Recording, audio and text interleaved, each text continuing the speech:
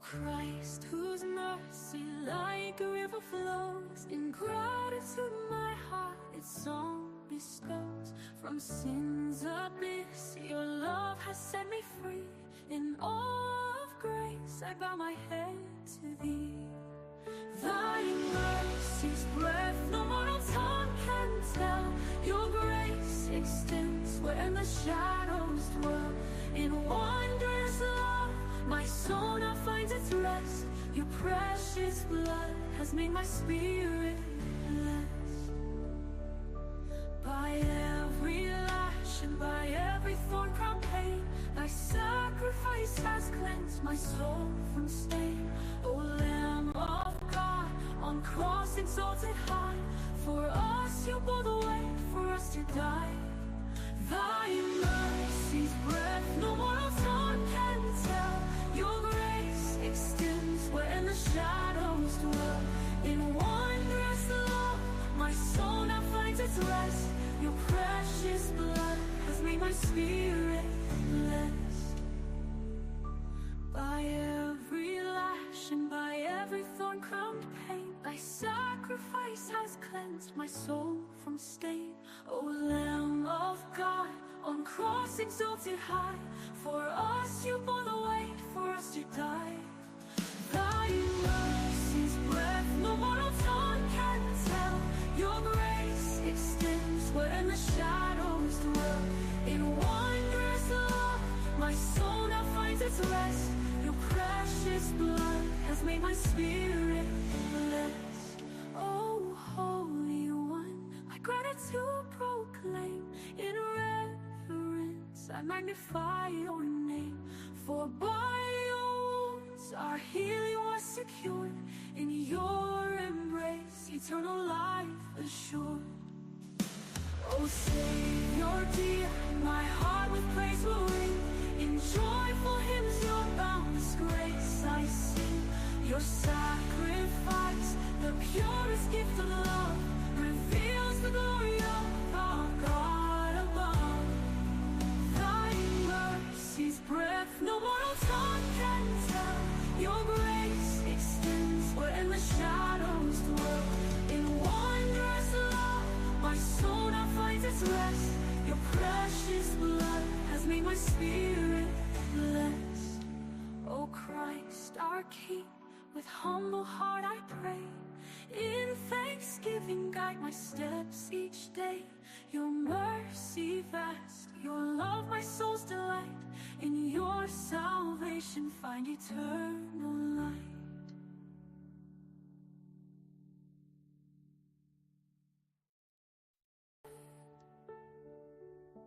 O Christ, whose mercy like a river flows, in gratitude my heart its song bestows. From sin's abyss your love has set me free. In awe of grace I bow my head to thee. Thy mercy's breath no mortal tongue can tell. Your grace extends where the shadows dwell. In wondrous love my soul now finds its rest. Your precious blood has made my spirit blessed. By every lash and by every thorn-crowned pain, thy sacrifice has cleansed my soul from stain. O Lamb of God, on cross exalted high, for us you bore the way, for us to die. Thy mercy's breath no mortal tongue can tell. Your grace extends where the shadows dwell. In wondrous love my soul now finds its rest. Your precious blood has made my spirit blessed. By every lash and by every thorn-crowned pain, thy sacrifice has cleansed my soul from stain. O Lamb of God, on cross exalted high, for us you bore the weight, for us to die. Thy mercy's breath no mortal tongue can tell. Your grace extends where the shadows dwell. In wondrous love my soul now finds its rest.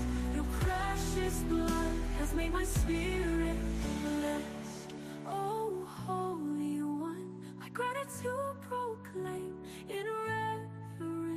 magnify your name. For by your wounds our healing was secured.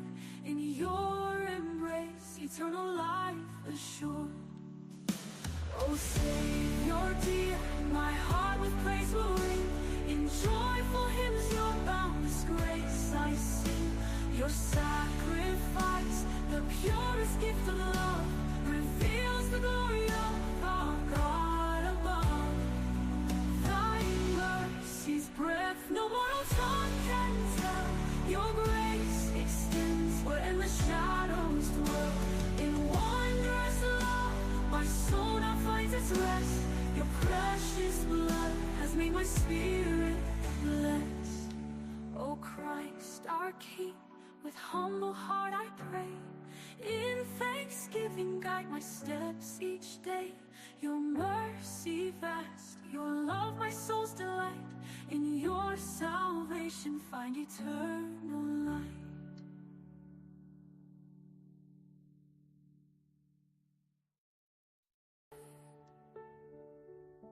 O Christ, whose mercy like a river flows, in gratitude my heart its song bestows.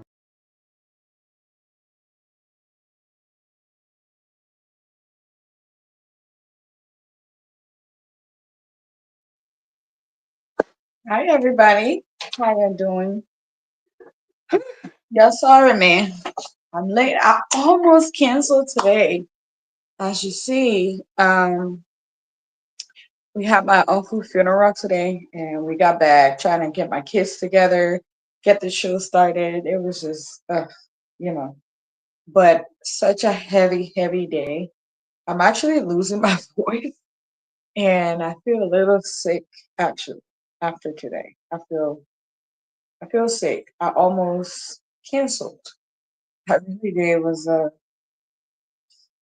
it was a hard one to come on today, but we are built strong in Christ. The solid rock we stand is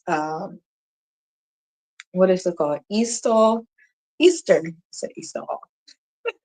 It's Easter, and we are in resurrection week as you sit and think about, you know, the price that Christ paid for us.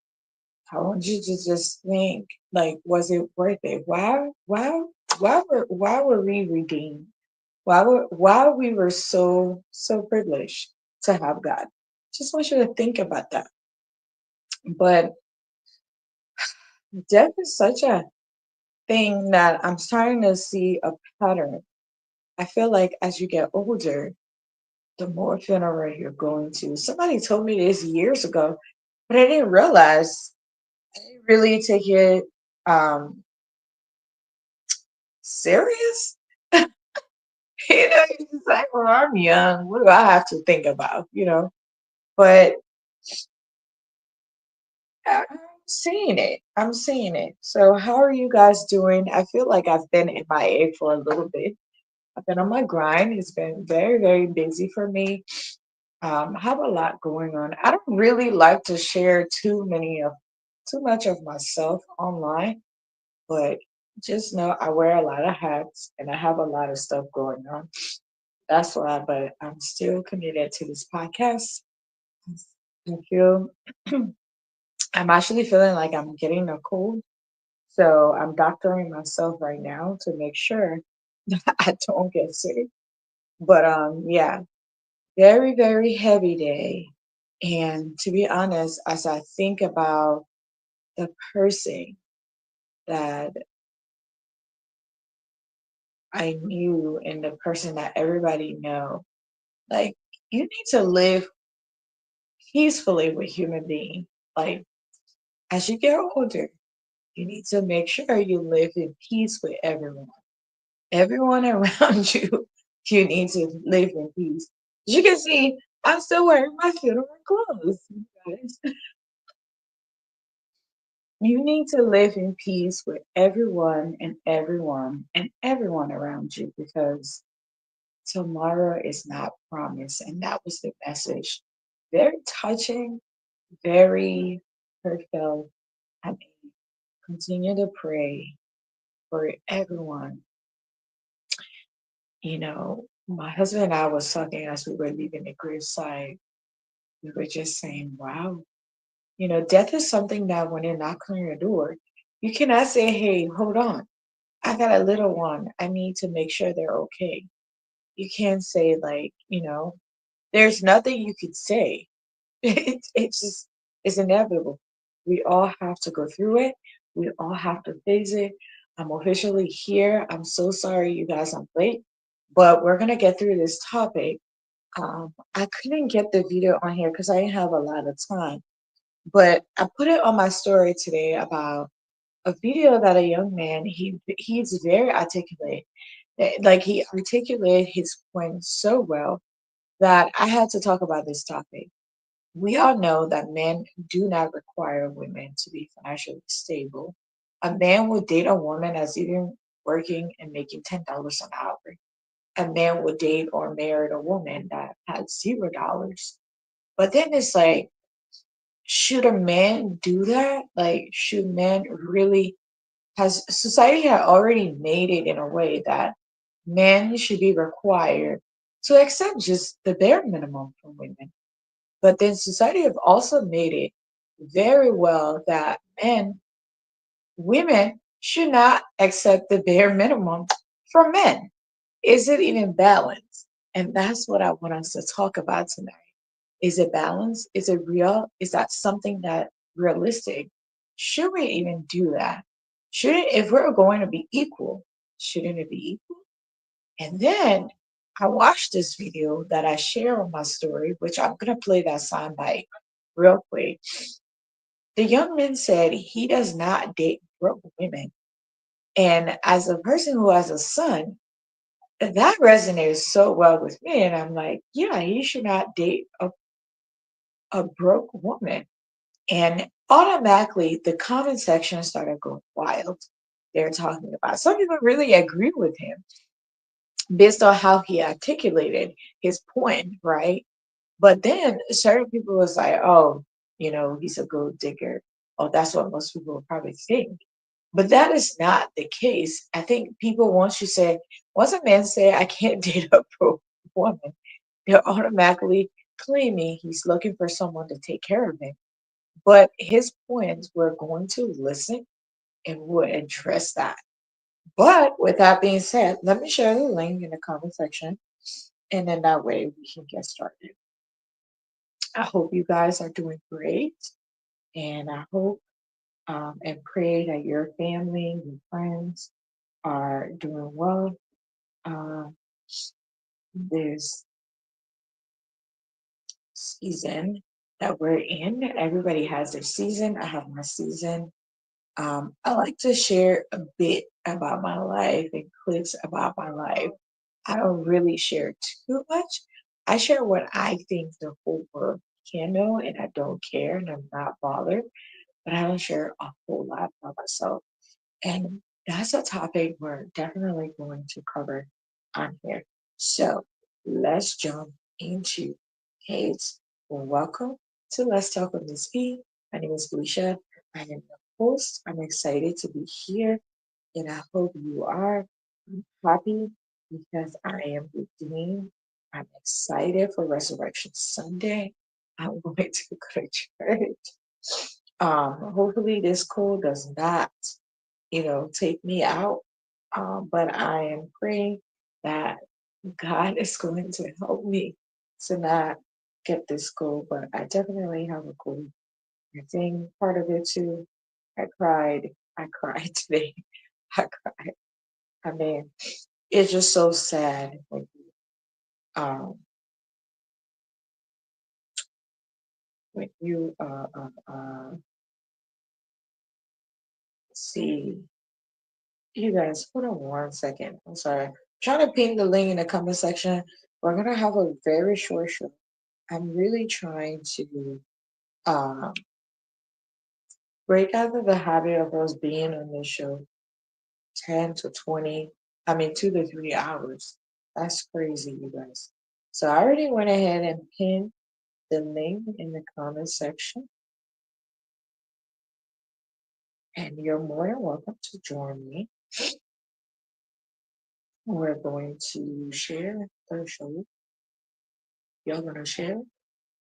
I've been lost from Facebook. I've been so busy, super, super busy, you guys.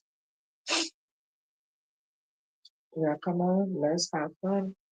Let's have this discussion. No, I feel like Facebook is Facebooking on me right now. Did they change something on Facebook?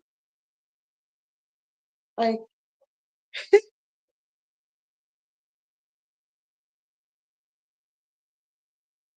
let's see.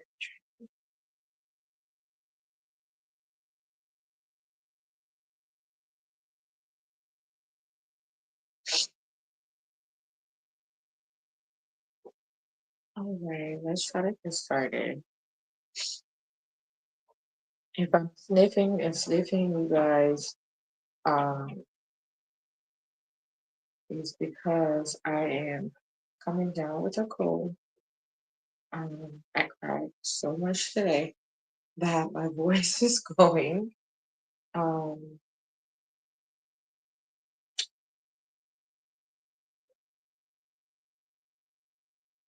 I'm gonna talk about finance,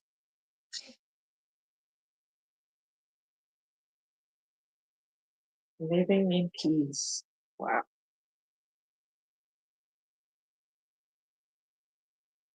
you know,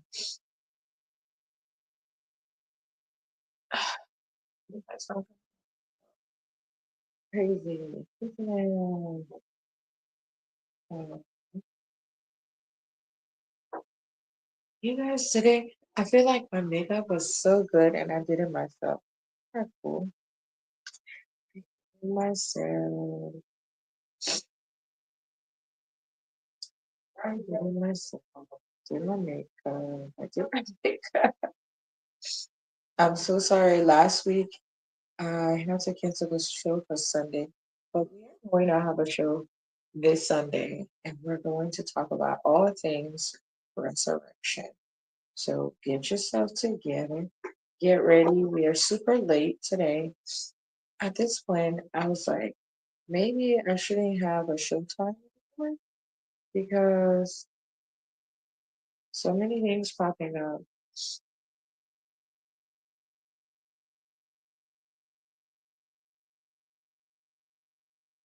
And everybody is busy right now. It's graduation season. Everybody is busy, buddy.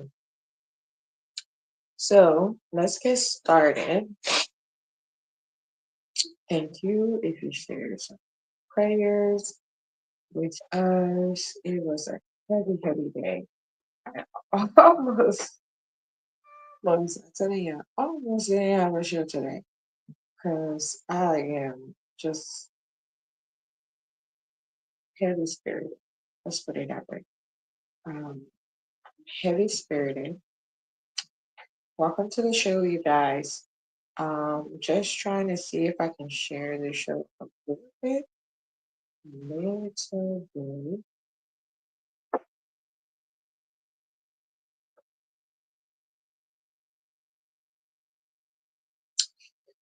So, how have you guys week been? How things been? How are you hanging in?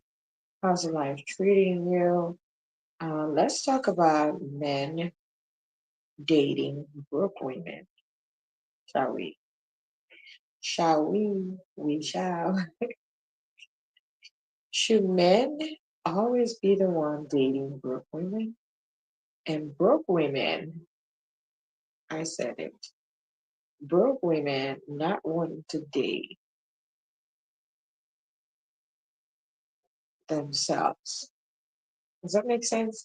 Broke women don't want to date themselves. Like, you're broke, you have zero plans, can't manage a thing in your life, but you want a man that has a huge finance.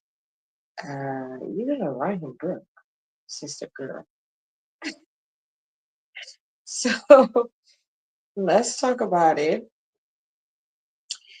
Yeah, sorry again. If you're just coming, I apologize. I'm just starting, but I almost did not have this show because today was the funeral. And hence, if you saw my story today, I posted in this outfit and it's stuck in my funeral clothes. So, people, I thank you. I just hang on there. You're hanging. Alicia is here. Make sure you're sharing the show. Make sure you're inviting others. You guys, my notes are running here. Hold on. Um,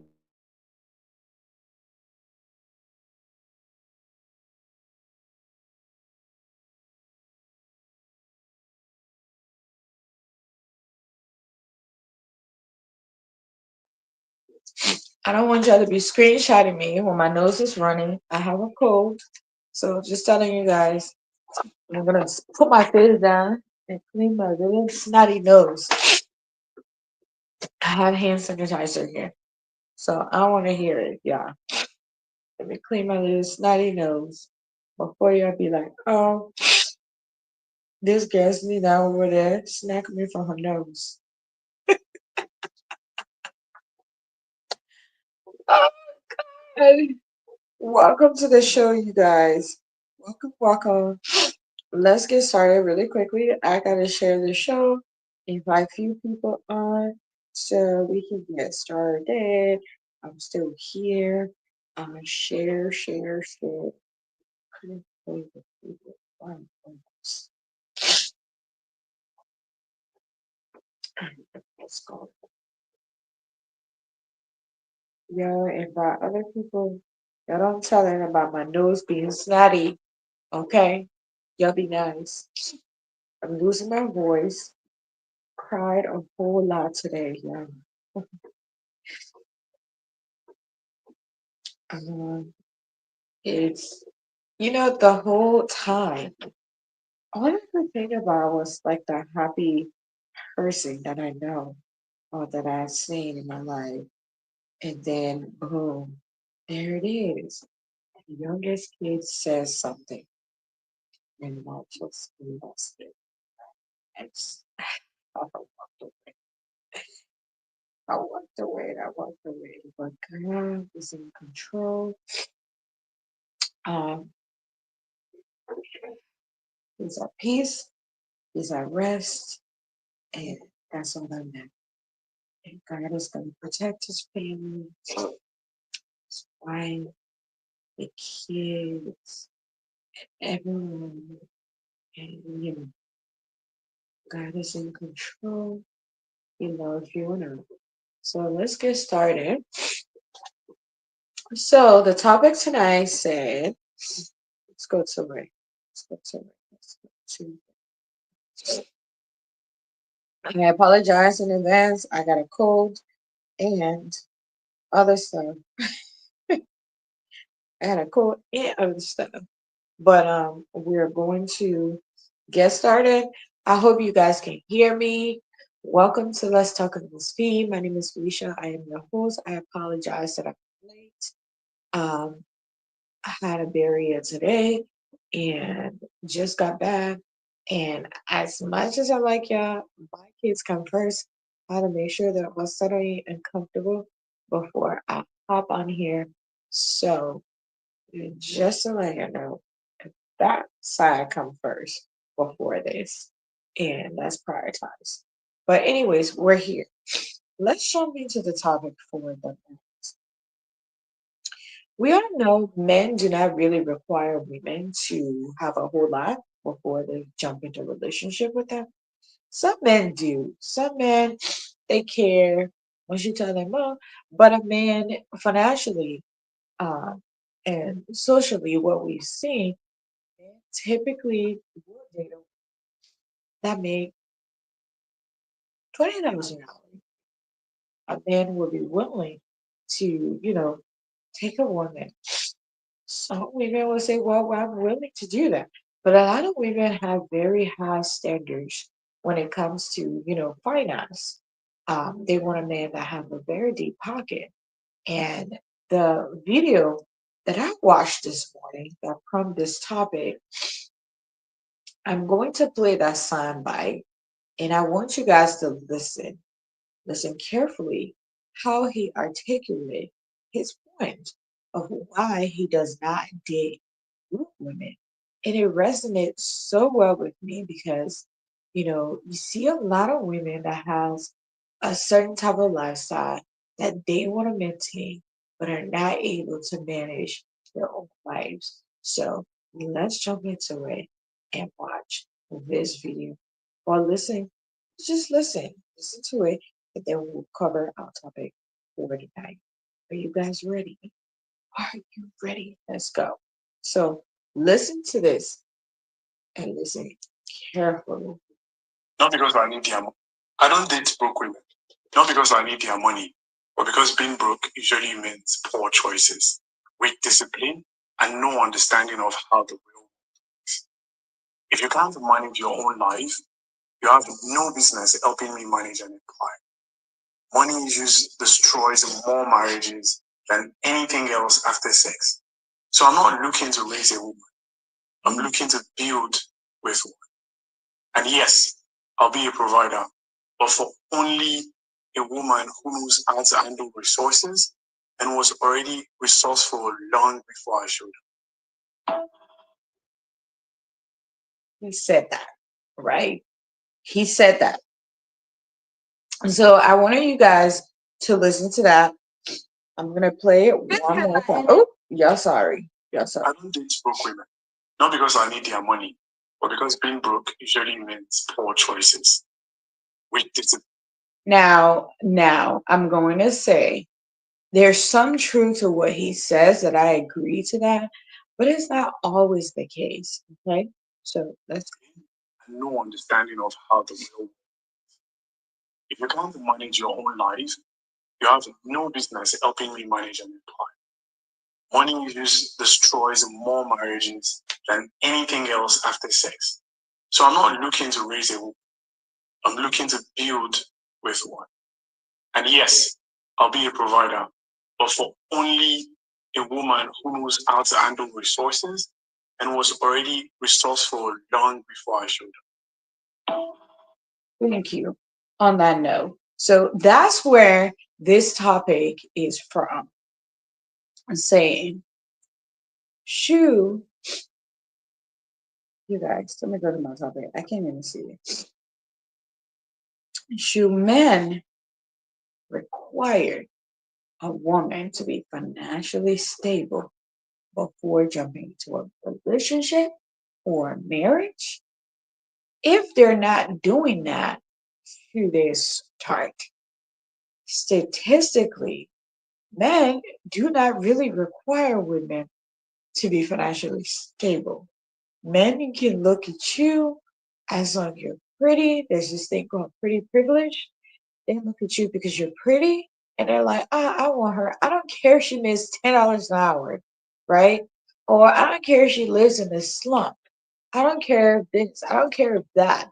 They want you because they want you because you look good and they don't make that requirement on the average. On the average. Now, let's look at us women. We have a list. And you guys, I'll be the first to put my hands up and say, yes, I used to have a list. We have a list that he has to be this, he needs to be at this level, he needs to have this, he needs to have that, he needs to have X, Y, and Z in order for me to even say, yes, let's continue or let's even start a relationship. Is it fair that women have these expectations and men don't? I don't think it's fair. You guys, like I said, I have a cold, my voice and my nose, everything is stuffy, and I'm trying to work through this here. Okay? So let's go to it.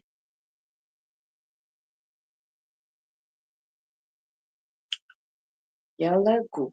Yellow go. Yellow go. Let's pull my notes up. Let's pull my notes up. Okay. We got 30 minutes to dissect this concept. So let's define what broke me. Okay? Let's define What broke me?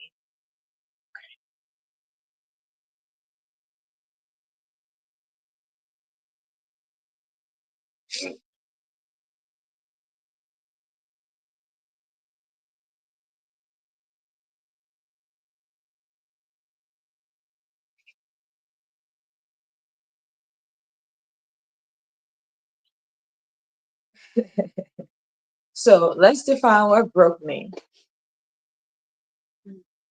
We got Jimmy coming on. Hi, Jimmy.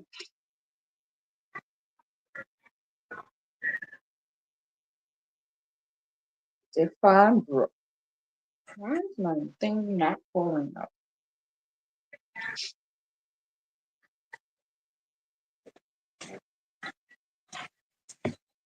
So, definition of broke me having completely run out of money. It's not having sun. Oh, Jimmy, you need to fix your fire alarm. Smoke detector. So, let's talk about what broke me as this video stated. The young man in there articulated his point very clearly, and he left no crumbs. Hey, Jimmy, welcome to the show. How you doing?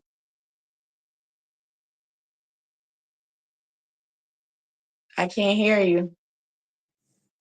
How you will hear me when you mute me? Because your smoke detector went up. Yeah, I think the battery is low. Yeah, you need to fix that. That's usually associated with single women.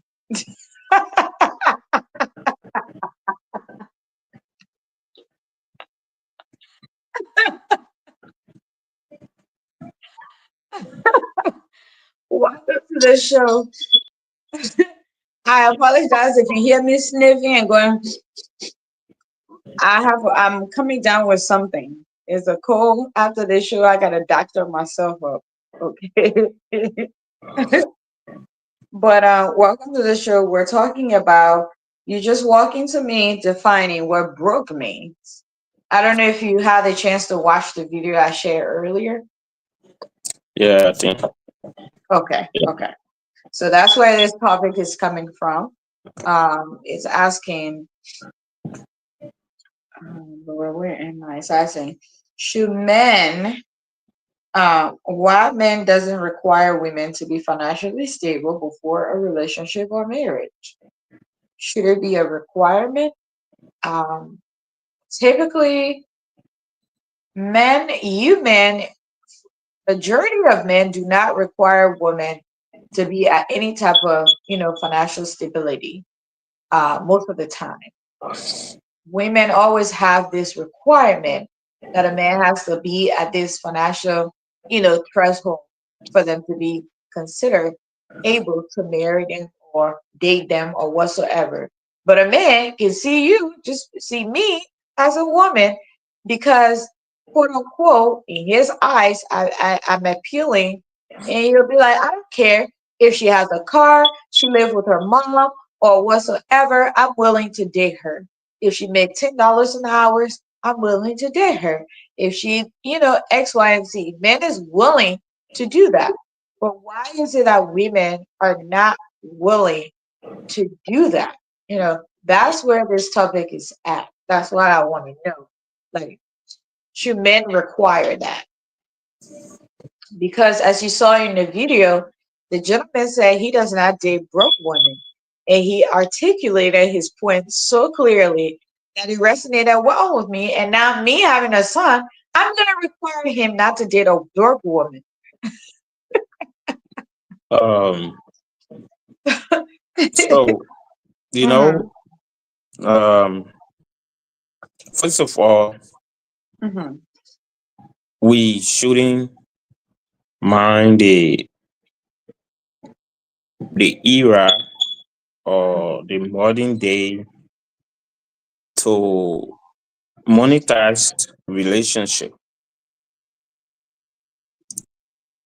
to make it about worth. It make it about money, and that's why today many young men and women are are struggling, you know, because relationship is no longer serving the purpose for which God made it or God established it. It has now become a business. A man will marry a woman because of interest. A woman will agree for a man to marry her because of interest in it. 90% of marriages or relationship are built on interest and not, the actual reason why God established the union. Okay. God said it is not good for a man to, you know, be alone. For this purpose, he was made a helpmeet and helper. So that is one place that we have gone wrong. Now, in the relationship, it is the man's responsibility, according to biblical or religious principle.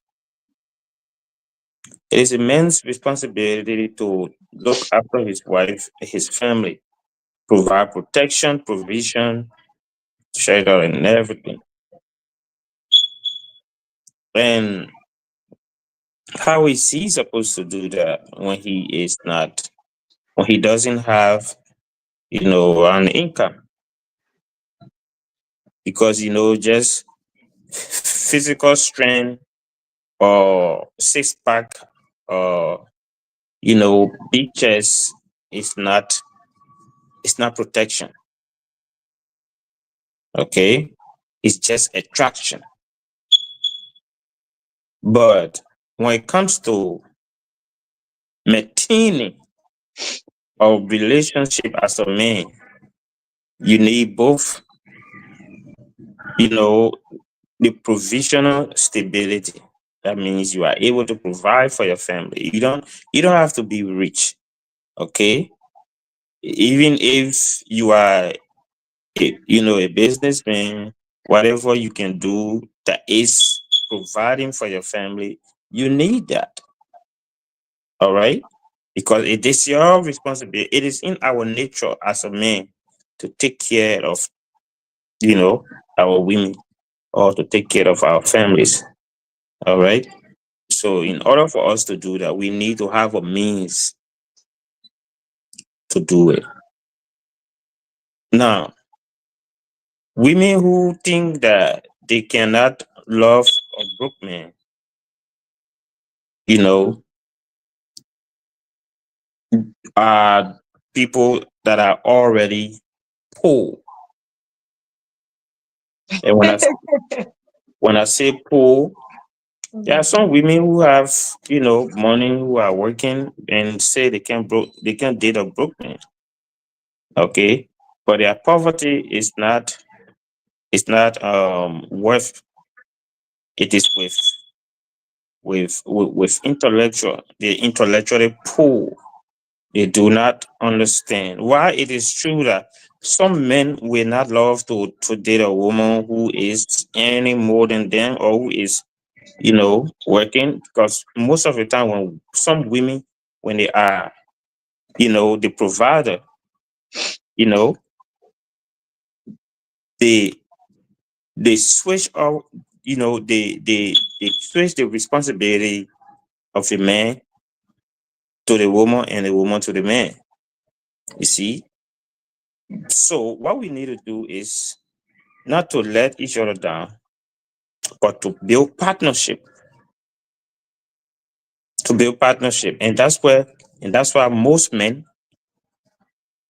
want a woman, not just not not because she's attractive, physically attractive, but we also look for women that are mentally attractive, that are intelligently attractive. You see, because if you have a woman who is not educated, for example, an educated man will go down to marry a woman that is not educated. because you know what, that woman have some attraction. It might be physical, it might be, intelligence attraction, it might be, there's something that attracts a man to the woman. It's not what the woman has, okay? But it is what she can offer. The, Sorry. Sorry. okay? And women, a lot of women brings a lot, okay? They come with a lot. They come with comfort, respect. They come with, emotional support to the husband. And see, you name it, you are wife. You know what you offer to your husband.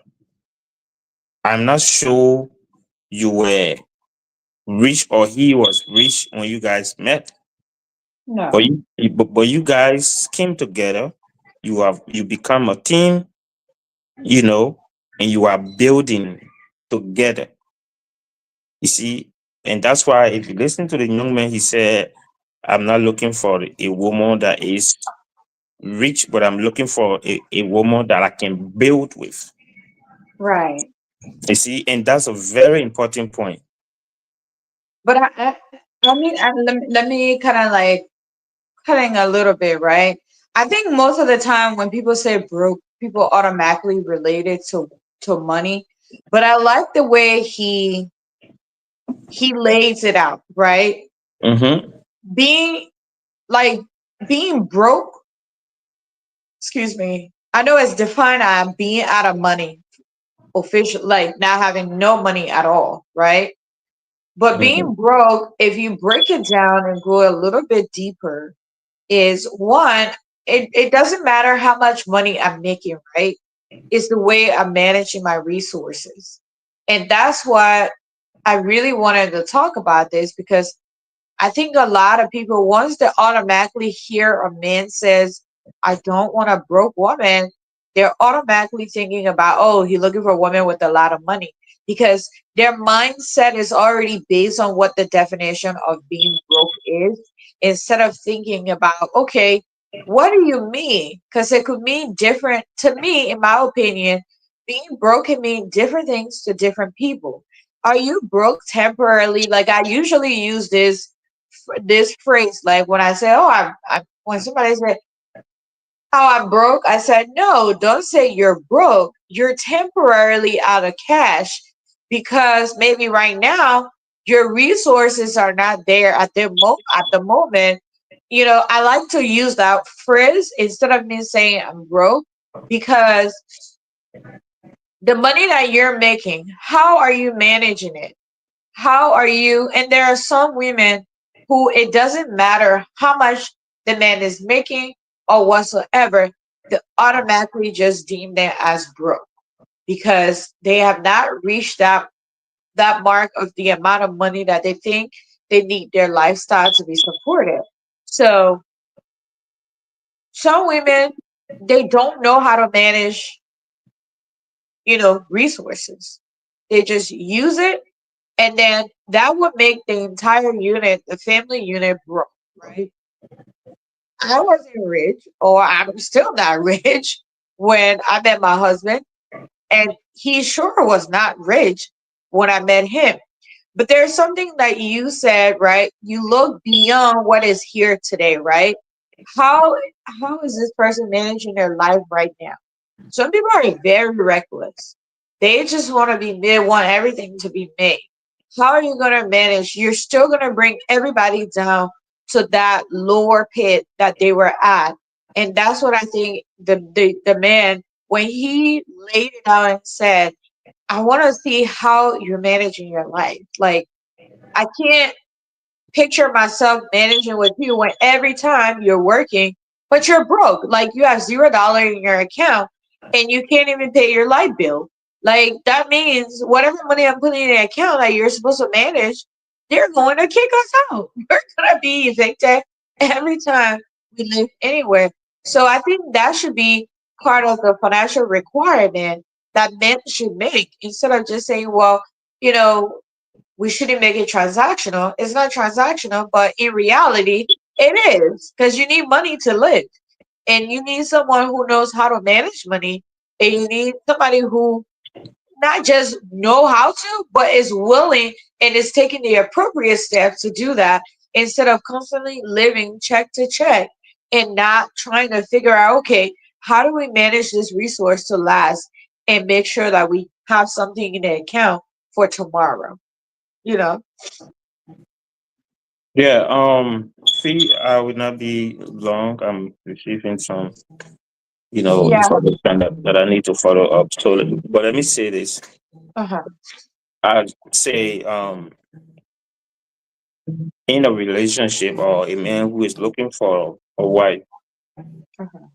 there is one thing also. There are two things that a man should look for in a wife. Number one is hospitality. Number two, I'm talking about apart from, the love and, care and compassion that you share. But that woman should be hospitable. That means she's able to take care of friends and family around you when they are visiting, make them feel comfortable, make them feel at home. Number two, Really? yes, yes. Number two, she should be a manager. A manager. Okay. There are a lot of women who cannot manage a home. Managing a home means you are making sure that whatever income that is coming in the house that is supposed to be used for the maintenance of the house, it is properly managed. And also, whatever is supposed to be saved, it is saved for the intended purpose and only for the intended purpose. And you are also thinking on how you can build up on that particular, income that is coming in the house. Because your duty as a woman is not to be a second husband. Your duty is to be your helper, to help your husband. Okay? What do you mean a second husband? What does that mean? Okay. That means you cannot be another captain on the ship. I don't like that phrase. I remember before No, I got married, somebody used that phrase, I'm coming. and I was like, huh? Okay. Yeah. You know, men are men the way men are wired, the way we are wired, we do not we love competition, but not in our home, not with our spouse, not with our women. Okay, we like to be respected, we like to be in charge, and being in charge is different from being in control. Okay, you are in charge of your responsibility. There's no overriding. All right, and your voice should be a voice that makes impact in the home. When a man loses these values,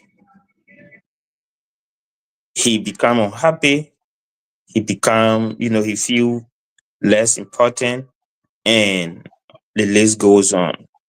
So when we are looking for woman, I'm not talking about side chick. I'm not talking about. But when a man is looking for a wife to Right. settle with, he's looking for a partner. He's not just looking for attraction, physical attraction. He's not looking for the big booty, the nyash, the boob, and the alcohol and all of that. No, you must be Really? attractive, intelligently attractive. You must be Speak for spiritual. yourself. Speak for yourself. Because You some know, man was looking for all of that you just listed. well, every man have their desire. They know what they're looking for, but we're talking about men who are destined for greatness. Okay, Mm. Men who They are still don't desperate. want a big booty, big chest. I'm just kidding. I mean, there are some things that you get attracted to, but behind it also you have to look behind, above, just what you are seeing on the physical. You have to look, behind. Okay. I'm I just mean, giving you a hard time. Go ahead. so the issue of men taking broke women, it depends which aspect of life you are broke in. All right. If you are broke in good character, you know, you will be how do you call it? You'll be like the how do you call it, machine at the gas station, like the vacuum machine at the gas station. People only use you when they need you. All right. Speaking of that, I used that today. You see, you don't use it every day, right? No, You no. you only use it when you need it. You see, so Yeah. fee. I think we have to table this. How to call it, this discussion for tomorrow too, No, because tomorrow we're talking about resurrection. I'm oh, sorry. okay, Tomorrow we're talking about it's Easter. but we need to replay the topic here because I really want to go deep, but I don't have the time and I have to go. It's okay. I came late too. Today was the funeral and it's been a day. Yeah, But I didn't want to miss today, so I was like, let me just hop on. yeah, yeah. So But I'm sorry, I need to go. I it's will hit okay. I will hit you up later on if you're not Yeah, sleeping. you need to call me. I gotta talk to you. Okay, I will. Yeah, I gotta talk to you. All All right. right. Thank you so much for coming on. Okay. All right. Where is Anna? I'm not busy. Everybody's Uh, busy right now. I feel like I haven't been on Facebook for a while now since I was out last. Hi, River says, bro. wait. Everybody's busy right now. It's busy season. Hi, River says, bro. What he said? Who said men who are destined for greatness don't like being yeah. I I see well because all the men that I know that I've seen that said they're destined for greatness, they're looking for being yes. If I'm even saying it right. But thank you so much, Jimmy. This topic is something that I feel like it do deserve a lot of time to discuss it because I just feel like it's a lot of disadvantages when it comes to men. Like society has this thing where it's like, well, men should be the provider and X, Y, and Z. But we're living in a generation where women is wanting to be equal and wanting to do everything equal. But it's like, why is it a problem when a man say, "I don't want a broke woman," and they're automatically deemed as a gold digger, or oh, he's a mama's boy, or he doesn't want to work, or he doesn't want to provide for his family. I don't think that's the case. I just feel like men that require that they know what type of work they're willing to put in their relationship, and they don't want their effort to go in vain. Like you don't want to keep you know there's a lot of relationship we can actually find on the internet and see that those men were great men, they were providers and everything, and now they're broke. Why? Because certain women that came into their lives that didn't have it thought they were at the milk and honey fountain, and now they have nothing to show for it. Hey, River Sesper, welcome to the show. Hey, how you doing, Fee? I'm hanging in there. My nose is stuffy. It's been a day, man. We laid my uncle to rest today. So Oh, it okay. was a very heavy day, but it was also joyful. I can say Yeah. that. It's sad, but it's a good thing because when you see the amount of people around, you're like, wow, Oh, he was loved. He I mean, that's all I can really say. Like he did amazing. A lot of people know him, and I was shocked about all the people that knew him, and the amount of love and outpouring. It was just amazing, just amazing. Yeah, no, no, man. So rest in peace. That's Thank just you. the circle of life, and Yeah.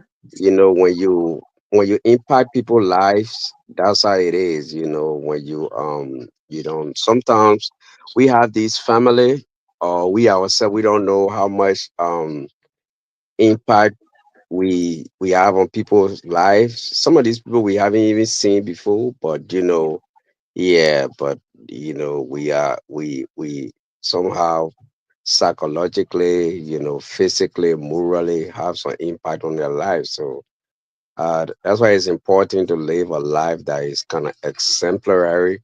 Not that nobody can live a perfect life, but live a Right. life that tomorrow people will speak of you, and yeah, your family you left behind will be proud. Yeah. So again, my Super proud. sympathy. Yeah, again, my Thank sympathy. you. Yeah. Thank you. I mean, it felt like a really like a homegoing party Yeah. until like when we at the gravesite and the younger son started to ask questions and it's just was like, "Oh, this Yeah. is hard. Like it was just, but like what you just said, the service, it was live in peace with all men. Wow. That was so powerful because Yeah. we take a whole lot of things for granted. We Hmm. don't pay attention to, hi, look who's graced her with her face.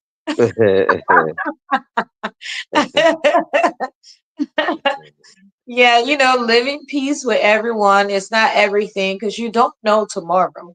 You don't know. And it really showed over there, like how many people just, within such a short time, people travel from out of state. I mean, it was amazing. It was just like, wow, you left a legacy, man. Yeah, that's good. Yeah. That's good. Yeah. But Yeah. thank you. Thank you. I'm hanging in there. I have a headache. My throat is burning, but I was like, I wasn't here last week Sunday. Let's try to hop in a little bit before the people say, oh, the other show, well, yeah, but it's gone. Yeah, I was napping a little bit. I jump off from my sleep. I got this habit of putting these long, it's like a episode of some crime show. ID. Yeah, they be showing it, like different one. They be like 10 in a row. I love ID. Oh my God. Oh I yeah, haven't watched it in a while though. But yeah, I need to yeah. watch it. I love But it. But then I be afraid of my own shadow afterwards. no, the one I can yeah, almost like me too. Fee. I don't like it too graphic. Again, yeah, I kind of like it, kind of little bit espionage where it will be, you don't know what's going to happen, rather than just having it graphic. Somebody just kill a Yeah, whole family, yeah, stuff like that. yeah, Yeah, those kind of work a little bit, kind of like it kind of like mess me a little bit. I be having bad dream, but I just like the one where the wife. I'm gonna throw you under the bus. Where the wife cheating and then she kind of is cheating and then try to maybe kill the husband and things. Those are the kind of one I like to watch. Kill the yeah. husband, then nobody expecting her because she was just this perfect wife and the mother. Everybody loved her. Then boom, they found out she did it. That's I know. I know. yeah, Oh but man, a lot yeah, of good ones. Welcome to the show, Anna. yeah, but it's a great topic. It's a good Thank you topic. guys. Yeah. You're Hi, welcome. River Hi. Festival. Hey, hi Anna. Happy Mhm. Easter. Um, Thank you, and same to you guys. Thank Thank you. you. So yeah, it's a great topic if I got it right. Why we should explain why men don't require women to be financially Financial. stable before a relationship. Oh, I think the thing is first I want to uh, let me ask about this myth, and I know you and Anna, you guys are objective women. Mhm. So let me just throw this back before I continue my portion. Do you guys really really believe? And Fee, let Mhm. me start with you because you kind of Oh the host. no. Do, do you really believe in this? To every successful man, there's a woman. Do you really really honestly? If it wasn't coming from psychology or whoever came up with that whole idea. If you feel one on one, you were the person, assuming you never heard that before. Do you really believe in the application of that? That to every successful man, there's a woman. I feel like it's a cliche. I don't think I honestly don't believe it 100%, but Mm-hmm. I think there's some type of truth to it. Okay. Not every, maybe we can say it like few. Okay. There are some of them, and it's just case by cases. But on the average, I think the reason most people have that notion Mm. is probably because you know how women are designed to be a helpmate. Yeah. And when you have a man that is successful, and you have like there are many people who, if you survey them, where they're successful and they've been in a relationship from yay to yeah, they will Mm. tell you, well, my wife has always been supportive. And it's not in a sense of finance wise. It's probably just allowing him to be the businessman that he can be by taking care of the rest of it, like being supported in a way where it's like, okay, daddy's not going to be here to help with homework. Let me do that. Or dad's not going to be here to take you to your soccer game. Let me do that because he's busy trying to make sure he's doing that, and the woman is supporting his dreams. And also, not every in our okay, I would just say in our modern society, I Mm-hmm. don't believe it 100%. I Okay. think there is some type of percentage to it, but I don't think it's it's the way that they're laying it out. I think they're case by cases. Okay. Okay. Yeah. Yeah. So yeah, let me just go a little bit. I know we'll come in later. But I think to answer, Hmm. to give my personal view on that, I think men don't necessarily need a woman that is financially successful. I mean, men do, because we men, we build an empire. Right. Men, yeah, men, we have this tendency to build. You know, uh, it's like without a woman, I can start a business, a fee. I can start life. I can I can go to work. I can get a job. I can save money. Even though in the United States, sometimes they say it takes two to man. But look, I ain't want to lie with two here, but still, sometimes the bills will be it be shooting at something. So Oh yeah. yeah, Mm. sometimes you say, but yeah, since we men, we are good at building, we are good at establishing, we are good at developing ourselves, because it's just that pride in us. It's just that the first creation of God. Um, so we have that tendency in us. It just comes naturally. And then after we start to build our lives and other things, then we start looking around like, maybe you know what I'm saying? I need a wife, to be here to help me, like these things that you name, then you start thinking about children, you start thinking about somebody to, even if you open a business, you need a wife to kind of like help you manage the business. Or while you are at work, somebody, you don't want to come from work and then you tired, you can't even cook. Some men can't even cook boiled egg, That's my so husband. yeah. Okay. Don't throw the bus man under the buzzle. So He can bar wrestle in the rice cooker. Thank God for that. yeah, but I think so that's why we don't necessarily, that's why it's not a necessity for us. We don't whereas women on the other side, yeah, women have that capacity too, but I I think that level of frustration, I think the way we can handle frustration when things not going right, I think is it is kind of, we are built to handle frustration. When things gets broken, we are good at rebuilding it. That's why when you look at the amount of, and I don't want to take up a lot of time, but when you look at the amount of women that petition for their husband. That's just my belief. I haven't looked at the statistic. I'm just basing it on things that I've seen. The amount of women that try to petition for the husband to come over is more than Yeah, Men. men, because women at some point, feel when things start, you say, you don't know, you know what? Well, I gotta bring somebody over so they can help me, you know. But with Yeah. men, I noticed men, it would take a longer time for men to send for women, especially men. And one thing about all, we wouldn't just send for random woman. You know what I'm saying? It's woman where maybe you were in a relationship before and you knew the person. Maybe it was childhood, something, and then you go back for them. But women, I see a lot of women in America, they would just meet random guy on the internet and just go and bring them. Like, men, yeah, don't get me wrong, we do it at times, but it takes a lot. So I think men are built with that level of independence. So we don't necessarily require of women to be like, saying, we will take you from scratch. We can bring a woman here and start make her life better. Even when she got children from prior relationship, we are built to kind of handle that, to kind of take care of them. So that's just my personal view on the topic. Thank you for that. I agree with that. It's just, I'm not sure if you had the chance to like watch my story today. There was a young man that he articulated his point so great, right?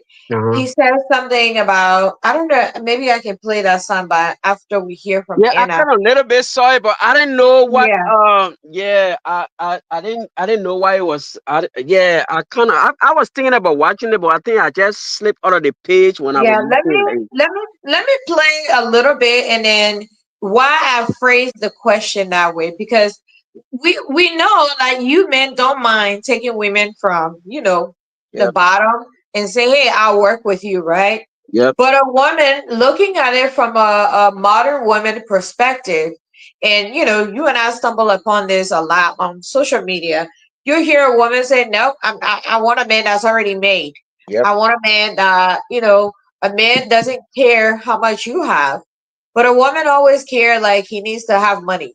He needs to have this. He needs to have his own place. He needs to have his own house. He need to have his own car. He need to have X, Y, Z. The list go on, right? yep, But a man in modern society, as difficult as it is still willing, even if you live with your mom, is willing to work with you on that. yep, Even if like don't have any money in your account, which it's kind of like scary. How you're a whole adult, you have a job, but you have $0 in your account. Like, how are you managing it? Are you living outside of your means? Like, are you living more than what you're making? Like, how are you managing that? A man is willing to work with that, right? A man is willing to take you. If you say, "Oh, well, the man that I decided to have children with doesn't care about his kids and don't want to support them," a man is willing to work with you on that. But let's say the man came and said, "Well, I'm a single dad and I have my child, but the woman is not supporting," and then a woman will probably start thinking like, why would a woman be supporting the child? The mindset that we have. That's why I asked, like, why is it, why men doesn't require that? And you give a really great point. You guys are self-starter because you're designed that way. But then now looking at modern society, do you think that's something that they should start doing since that we're all being equal? well, you know? yeah. Huh? I, I, I I think I don't know. Yeah, you're right, Fee, but I don't know. It's like it's like you remind me about I think they're right in the living room, but they're not watching the show. So my mother-in-law, she and her boyfriend. So they had this thing. I don't know what happened. He got some money, and I think some accident money, and he didn't give her, and they were going back and forth. Then he came up like he would like be like, he's a little older guy, but he's kind of strong. He work. So Yeah. he said, "Well, I do things in the house. Well, I pay the rent and blah blah blah." Blah. And I told him one time. He said, "Oh, I mean, look at you in this house here. Don't you respect it?" So I said, "Look, I said, Papa, let me tell you. Sometimes my wife, sometimes when she get money and thing like I don't." Yeah, I'm not that Right. kind of person. You know what I'm saying? Feel like I said, Papa, Yeah. that's your responsibility. You man in the house, you're supposed to Right. pay rent. I said, I said that's not. I said, look, even if she got her money, like sometimes I know, like I said, oh, can you be borrow me $30, $40? She know Yeah. obviously. Sometimes I don't even pay back, but yeah, you know I how we know figure we don't couples pay. do that. Yeah, but it's not like I'm not gonna be she got her money is my money. For me, I don't know if maybe some people like that, but like I don't know. For me, I just have that level of independence. She can have her million, yeah. Like I would borrow money from her. I would ask 1 or 2 times, but I wouldn't just try to split it up with her and things. Yeah. So even, I mean, to your question, I think Mhm. even if it's implemented by law or something, I don't know. I think man conscience is just not.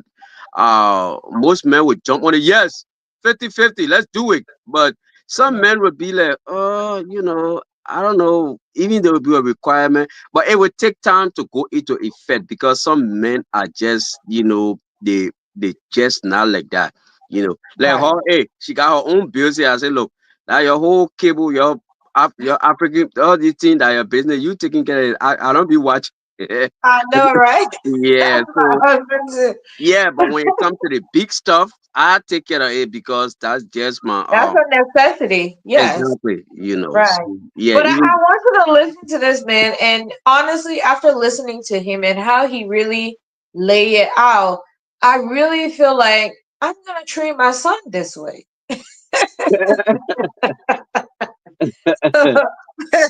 Just listen to him, right? I okay. don't date broke women. Not because I need their money, but because being broke usually means poor choices, weak discipline, and no understanding of how the real world works. If you can't manage your own life, you have no business helping me manage an empire. Money issues destroys more marriages than anything else after sex. So I'm not looking to raise a woman. I'm looking to build with one. And yes, I'll be a provider, but for only a woman who knows how to handle resources and was already resourceful long before I showed So, like, listening to that, it really, automatically people in the comment was like, "Oh, he's looking for someone." And no, it's just like, and I get it when people say broke, they're automatically thinking about Wait, money. Fee, Uh, excuse me. What? Yeah, why he say in your last comment with a resource where he say can He you? said he Uh-huh. want a woman that know how to manage her resources, Okay. right? Uh-huh. He will be a provider. He knows that's his role, Yeah. but when he brings home the money, right? It's Uh-huh. like I bring home the money, you don't know how to manage it, Okay.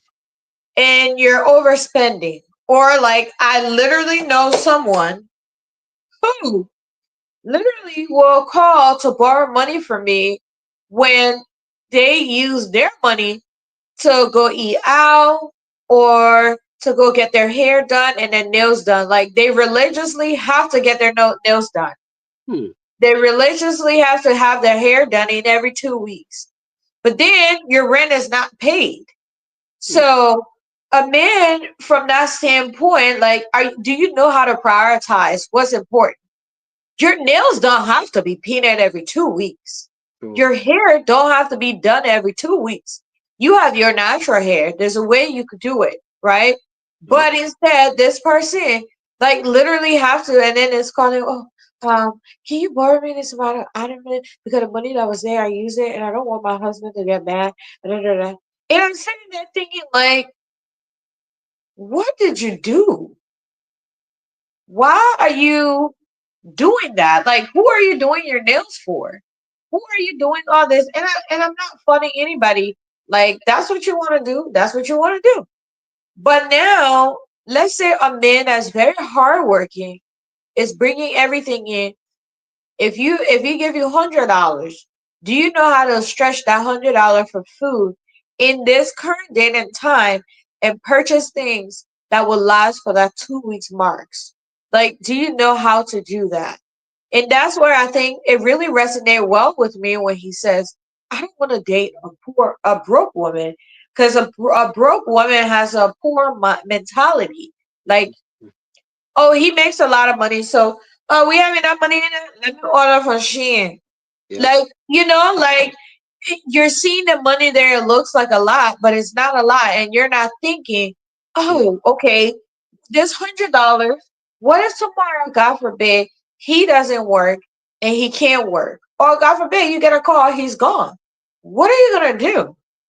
Mhm. You know, so it's kind of like most people who have that mentality, like they're willing to spend all they have because they're thinking, well, in 2 weeks I'm gonna get paid. But they're not thinking in 2 weeks you're not going to be here, and that would be one person less from the family, and that would be one less income, and that would be one less, feeding for your family. And now you have to figure out, okay, how do I do this? So his mindset of what a broke is like you have the mentality of that. And that's where I'm coming from saying, like, would you like now that you know that, do you think is ideal that men should have this requirement to like have this type of deep conversation and see like monetary, see you're not gonna know everything, right? But Mhm. depending on how this person is living, like you hear a lot of women, well, if he's gonna date me, he have to help me pay my rent. Honey, if I was a man, you would live outside. Cause I'm not paying your rent. I'm not responsible for you. What? You know? Yep. So just thinking about that is like, where do these women come with this mentality that you're boyfriend and girlfriend, but you want him to pay for your phone bill, you want him to pay for that? So I mean, that's where it starts by showing stability, right? Yep. If you and I together, let him offer and say, "Oh, I see your nails. Let me let you go do your nails. Here, babe. Like let me do this for you." But instead, a lot of modern women are being programmed that because you're dating, that means you automatically is responsible for me. And for me, I'm going to train my son to understand that the only person you are financially responsible for is the woman you marry. You are not financially responsible for any adult, grown adult that should be living by themselves, paying their bills. If you want to be generous and say, hey, I'll help, but her expectation shouldn't be, well, he's going to pay my rent. What is he saving up that when he officially married you, what are you guys doing? Like, how are you going to save up to pay for the house if you're paying for your rent and you're paying her rent? And you're splurging, you know? And I think that's where this really resonated well with me, where it's like, oh, he makes sense. Men should require it too, in my opinion. I really feel like men should require it. Yeah, but this whole narrative that men are provider, Mhm. I think it can I think it kind of I think it kind of will erase this whole thing of men trying to require a woman. And I mean, you're right. You will need a responsible woman, but they have already labeled us as provider. Now, modern women, that's their definition. I don't know. A I mean, provider, right? yeah, a provider. You bring it and I spend it. Look, I've been seeing some women. Yeah, they got Which women who is will so tell you, bad. It's a bad concept. oh yeah, oh yeah. I got women who I mean I've seen women on social media, and not just that, and I'm not talking about African women. I'm talking about like globally, like in the United States, women will say, Yeah. "My money is my money, his money is my money." So they Then that's already, not a helpmate. yep, that's how they got it. So their money is their money, your money is their money. So they'll spend their money and then spend your money too. Ain't nothing you can do about that. That's how they perceive this whole thing. So it has been filthy. I mean, look, good luck, good luck training your son like that. But look, No, I mean, he's gonna be trained. He's gonna understand that as a man, he's a provider, right? yeah, But his eyes should only be looking for a woman that understand what a provider comes with. It comes with a woman that's going to have a provider. You are a provider of the family you created, and I feel like, and that's another thing that I'm gonna teach my daughter. Like, just because a man is a provider does not mean, for instance, right, in our household, yeah, my husband is responsible for paying our rent and doing all of that, right? Hmm. But whatever money that I make is not my money, it's the family money, That's because true. Hmm. it's the time coming from the family to go make that money, right? Yep. Also, even if the man is covering everything, there is some responsibility that a woman assumes, like buying food and, the kids' clothing and all of that. But you're supposed to be storing away. True. I forgot what scripture talked about this. It talked about, all the virgin, right? They were preparing.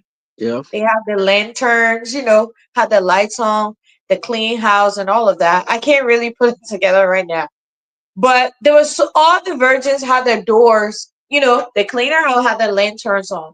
And Mhm. there's this parable used where if your lights is not on, I don't know if I'm even saying it the right way, Yeah. but if we're all here preparing for marriage, right? Hmm. And A is making X, Y, and Z. What if the whole helpmate is with the understanding that if your husband, God forbid, passed, do you have a storehouse? You know, like, God forbid if he lost his job.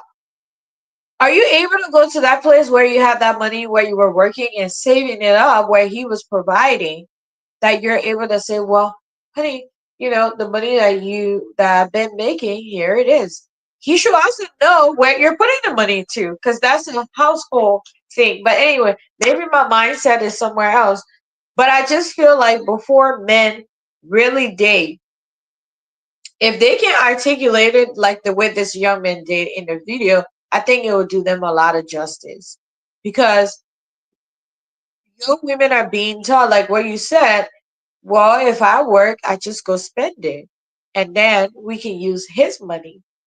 But it's like you're spending it, but you're not home by that time. He's providing.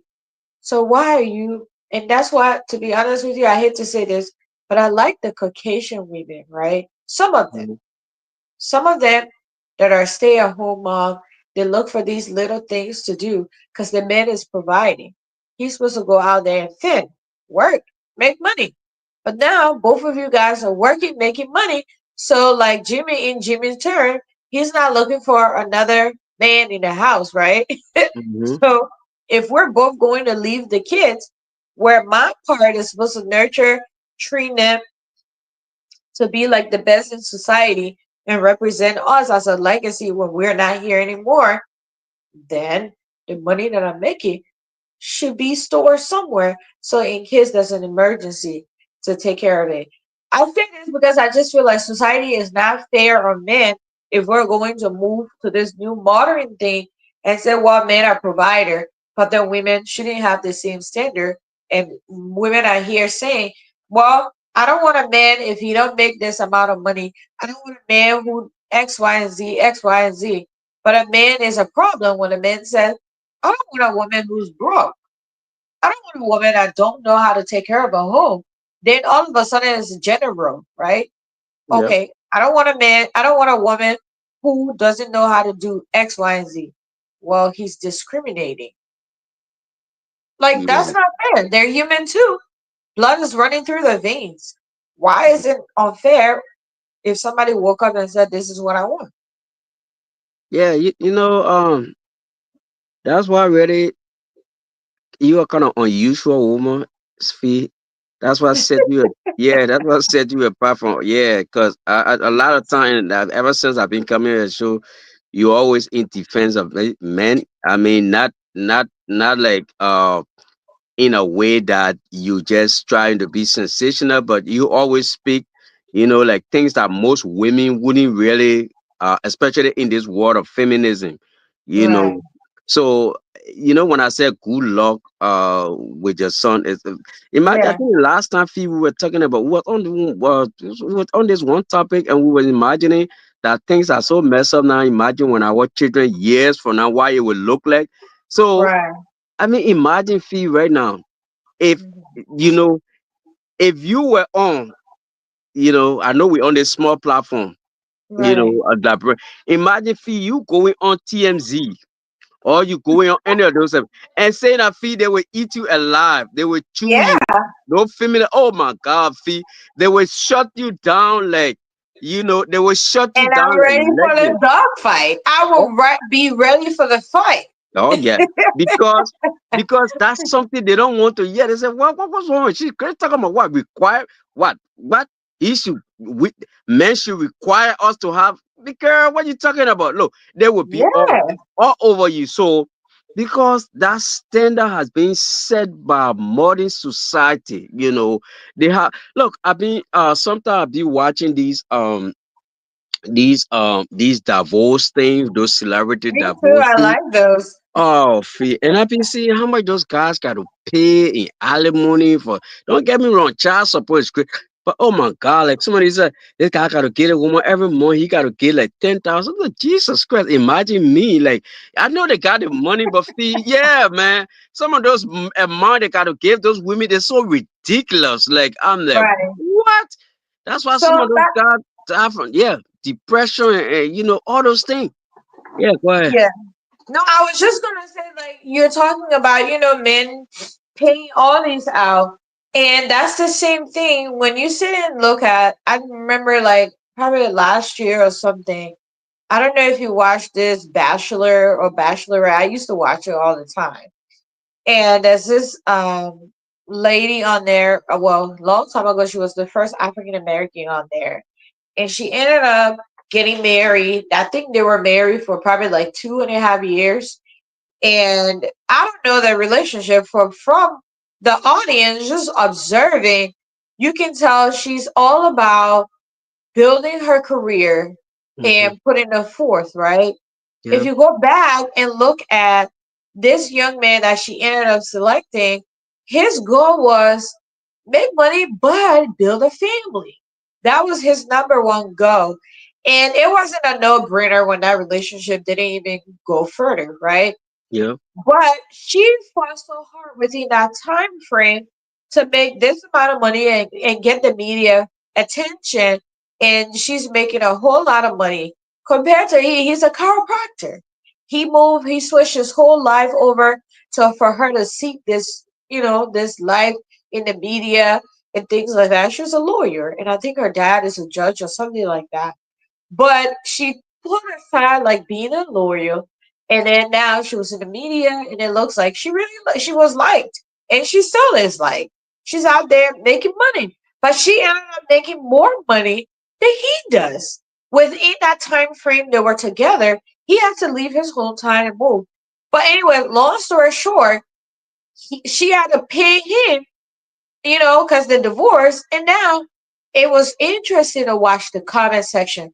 They hmm, dragged that man talking about, oh, go get a job. First of all, he has a job. He has a job. He's a chiropractor. He makes money. But what if that was her that had to leave her hometown, hmm, move with him to go to California, and now he's making all this money compared to what he's making because he had to change his whole practice to another area, and he's struggling to even get the presence that he needs in the media. But because she's a woman, she's a lawyer, and presented this case so well, and she was able to get more money within that time frame. They were married. Why should it be different for her paying? Why is it that he's a bum? That the law works the same way. She has to pay him hmm. again when Mary J. Blige, right? I don't Yep. know if you heard that story, Oh right? yeah, She yeah. had Where? kids. Yep. She Hmm. adopted these children, so they're hers. She didn't have to pay. What are you guys talking about? So again, I just feel like people are not fair, and it's so like it's outrageous out here. Where it's like, if it's gonna work for A, why can't it work for B? Why does the law always have to twist because a woman is involved and a woman played a victim role? I feel like every human being, it should be fair to them. Period. Yeah. So Yeah, I know Anna Kanye, but I think the standard you're talking about. I'm Uh-huh. thinking like, imagine you meeting a woman, Uh-huh. first time, and you a career person, and it's so funny. Imagine you go on your first date, maybe you go out, you ask a chick like, "Hey girl, how much you got in your bank account?" So we got to make sure our account matches it. I get with No, jump. you can't ask that. You can't ask that. I don't know. On that show, I've told you, I'm not really a fan of asking questions because people tell you what you want to know. Yeah. Like, I like conversation. Even when I interview my employees, I don't ask questions. I Mhm. create like a scenario type of conversation Mhm. because you can tell who a person is in a conversation. Yeah. And that's what ended up happening. I don't think you should ask anybody how much they make. They're not going to tell you and they're going to run. So you'll be single for the rest of your life. like like like my co-worker, a younger guy, very young, so I can call him my son. He like, but he a cool African American, he's a one of a kind. So I think he met this girl, and I was like, yes, buddy, got it. And then there's a restaurant by us here called Maggiano. It's like an Oh, Italian I love restaurant. marshmallows. Yeah, it's kind of a little bit, it kind of classy, a thing. This girl from Yeah, the good hood, pasta. yeah, past this girl from the hood. She didn't even ask to the dude talking about she want to go to Maggiano. The boss said, "Oh no, this." I told her so. I said, like, you better go get her some. Y'all better go to McDonald's or something. He was laughing. That's why you don't ask a lady, where do you want to go for dinner? Plan Yeah, the day. Just say, hey, I'd like to take you out. Get dressed. Let's go. Because yeah. if you ask me and I tell you and you can't give me what I want, I'm blocking you. Oh yeah.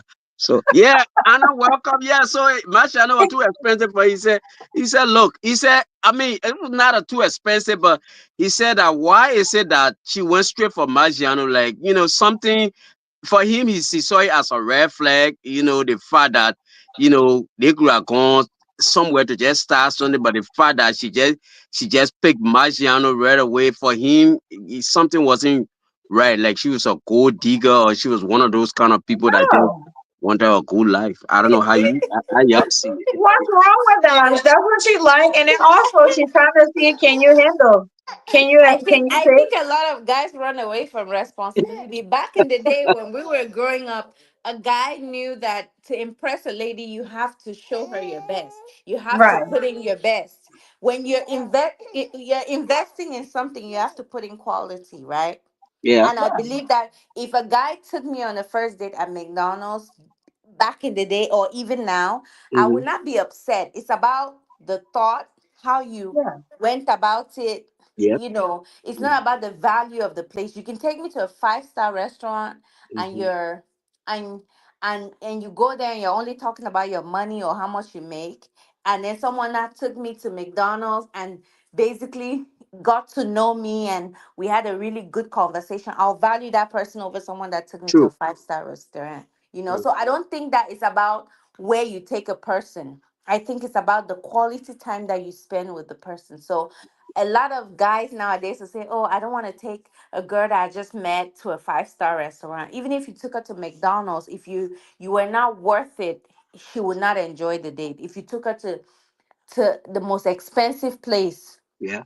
and you didn't carry yourself the way you should carry yourself. I've not really seen a lot of guys nowadays really treat women the way they should. Yes, I get people that will say, open the door for the woman. It's not all about that. That's because It's women about not requiring it anymore. yeah, it's not all about that. Back in the day it was okay for a guy to open doors for you and the rest, but it Hmm. was never a requirement. Girls now are making it like it's a requirement. If a guy can't open a door for you, we're not going on a date. Like it's not about all those things. Look at the different things that matter the most. If a True. guy doesn't open a door for you but respects you, treats your family well, would you leave him for someone that opens a door for you and then beat you behind closed doors?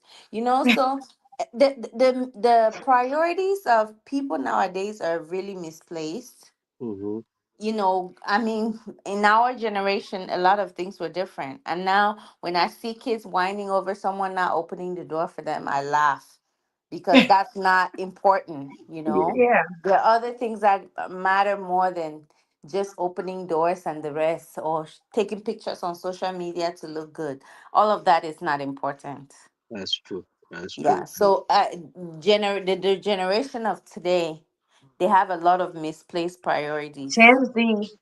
Yeah, Yeah. but Anna Fee said that according to her topic, we should all set the same standard. So while you women always want a man to be like,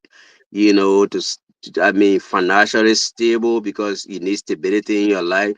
She said that men, on the other hand, should demand it too. Like when you meeting a woman, I you think they know, should, because it would encourage a lot of women to be responsible. Nowadays, a lot of girls things bringing Beauty. like what they say, bring yeah, what why you they bring to the bring to table? the table. Exactly. Yeah. It What do you means bring to that the you have to, table? oh, you can only have kids. And they're I like, mean, I'm the table. yeah, not the table. To be honest, you're not. I mean, I get that we have babies and stuff, which is Anybody a can have a baby. priceless thing. No, guys can have babies, but I think that if you're a table, you there's more to you than just your physical attributes, right? You Mhm. can, Right. like, you were asking a question, you didn't give me a chance to comment on it earlier, Oh, go ahead. about the part where you asked about um something about do we believe in the saying that Yep, yep, yep, yep, that yeah. every man is a successful woman. Yep, yep. Again, I'm using my generation, right? Because Hmm. now we people say, behind every woman there's a success. Every behind every successful man is a woman. I believe that it's in between. So yes and no. There's some women that their husbands already have the ambition to do those things that they're doing, the empire that they're building, Hmm. and their wives did not help. Okay. And there are other people that met their wives, they didn't know anything, they had ambitious women, and their women pushed them, gave them ideas, and they became who they were.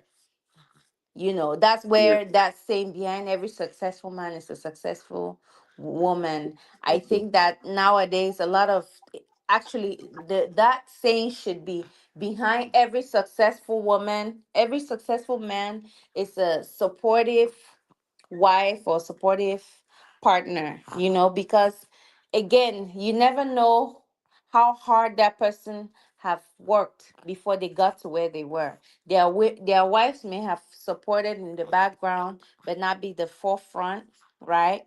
But I think that if you have a supportive wife, she's going to encourage you to be better than what you are. There's already that desire to succeed in you. It's just it needed a little push. I don't know if that makes sense. Yeah, yeah, yeah. It Yeah. makes a lot of It sense. Yeah. does. So it may not be the woman entirely, but I think it's like almost like a partnership, but most of the time, the successful men have supportive wives. But it That's does Yeah. true. not mean that their husbands were they're the ones that gave their husbands the idea. Right. Their husband may have known the idea and really needed that support, or maybe a suggestion on how to make it better. Yeah, Does that's that true. make But sense? yeah, Because even if that woman was not in the picture, they may mhm. not be as successful, but they will still have the idea and start. I don't know if that makes sense. Oh yeah, absolutely. It Yeah. makes sense. It makes Yeah. sense. But if we were to set that, say a society was to set that requirement, though, guys, do you think women can really sustain it, like like if I mean, if it was generally accepted in society, or let's say if it was passed by law, maybe some country they say, okay, yeah, men require women to be of the same. Do you really think it's sustainable for women? Or, because I mean, looking at it, the emotional status of women, and a lot of women come into relationship already broken. Now, don't get me wrong, men get broken too, but the percentage of women that come from a broken relationship, meet a guy and expect to rebuild, and then you expect her to be up to This standard. I mean, is it sustainable this for women, or you would just throw them into more kind of like I depression or think something? I No. think that I Go think that ahead, for Anna. women, I think for women, I don't know if I would say it's not sustainable or it's sustainable. I think the statistics are probably lower for women. They're lesser successful business women Yes. compared to men, Thank you. right? Yeah. Yep. And most successful women are really strong and powerful that they don't see themselves failing.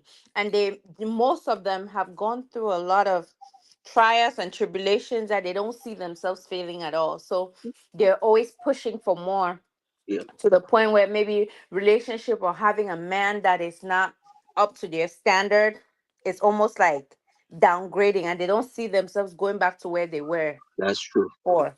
So Right. I think men should be able to do the same thing to us women, because it would encourage us women to want to push ourselves to be better, Hmm. I you agree. know, because if a man tell if let's say a guy rejects you and say, oh, you're too broke for me, the next time when you're dating, you want to push yourself to be better, so that the next guy will say, oh, you're much better than, you know, Right. you're much better, because you don't want too many guys saying the same thing to you about you being lazy or whatever. You want to push yourself because you don't want the same thing to be said. You don't want to be considered a lazy person. I think guys should definitely require their wives or their girl, not their wives, but the girls that they're planning on dating. And if you're dating a woman that is lazy, yeah, you can encourage her. But if you see that she's not having the same goals as you, as far as being pushful, you don't have to be with her. You guys don't align.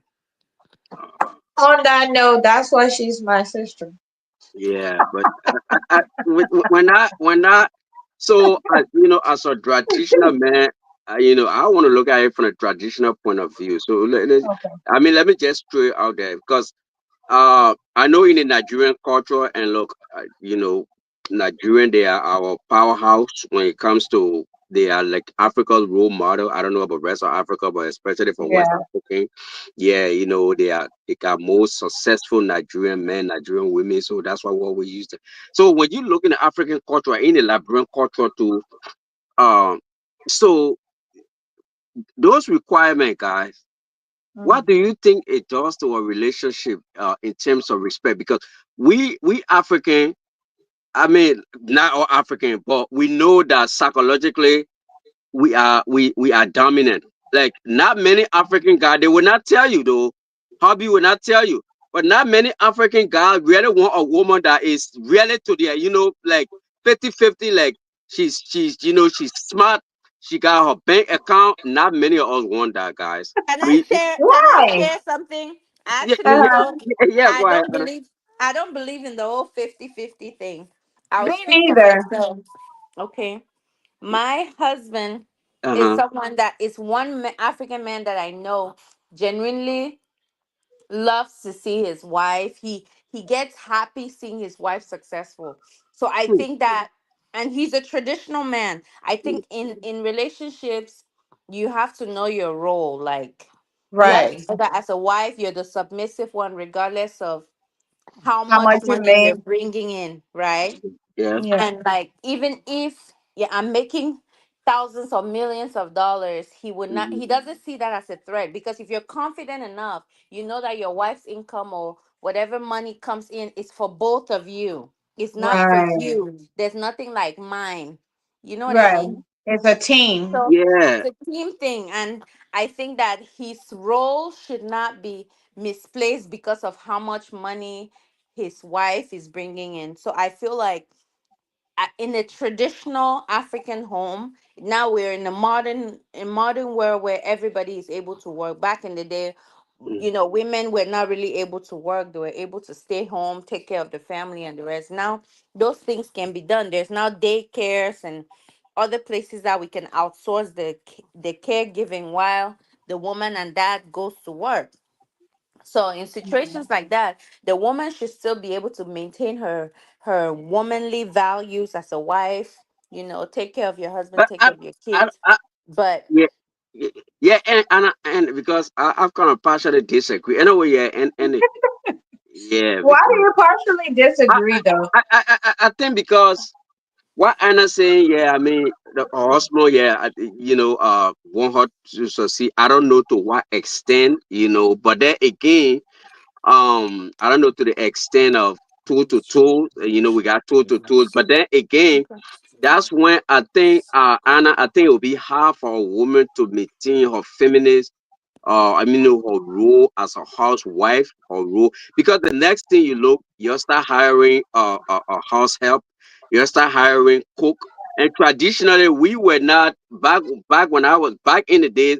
My mother and my father, we didn't have no cook. I mean, maybe sometime my sister then cook, but then my mother was always required to cook for my father because that was her responsibility. So when the resources, according based on this topic, when we start requiring that a woman is meets that same maybe financial standard, the next thing the woman gonna be like, okay, since we like that, I don't require to do certain thing in the house as a housewife because if Can you I were ask you a providing question? and I was the maybe the substandard Was your mom financial provider, yeah, then I would assume my responsibility of cooking and thing. But I mean, if I'm bringing in as much as you bring in, okay, let's get a laundry person, let's get a house help. Then the role of the woman start to diminish. That's why I think, though. I don't know what you guys think about it. Can I being a say cleaner does something? not make, yeah. Go ahead and I'll finish your thought. Being a woman does not mean cleaning is your responsibility though. If But yep, yep, if yep, yeah, but if you be housewife though, Anna. So I mean, what's your understanding of housewife, housewife? so how, maybe I should look up the definition of housewife. Felicia, are Mhm. you able to look that up? Let me look it up. Housewife doesn't necessarily mean that our husband will never clean the dishes, do not do anything like that. Even growing up, my dad used to clean, my dad used to cook. My dad is a traditional African man. Mhm. I don't think that, I Where think he cook Anna even my in grandfather Nigeria? used to cook. In Even my Nigeria? grandfather used to cook. Yeah, Really? yeah. Okay, Even let me um, define it. My dad never cook. I never saw him cooking. yeah, he didn't cook. But was your mom working? She wasn't. But he was taking care of her and making sure she's okay, right? So, Yeah, yeah. so the reason why I'm trying to stress this before Felicia helps us with the definition is that back in the day, women that were stay-home moms or housewives were not working.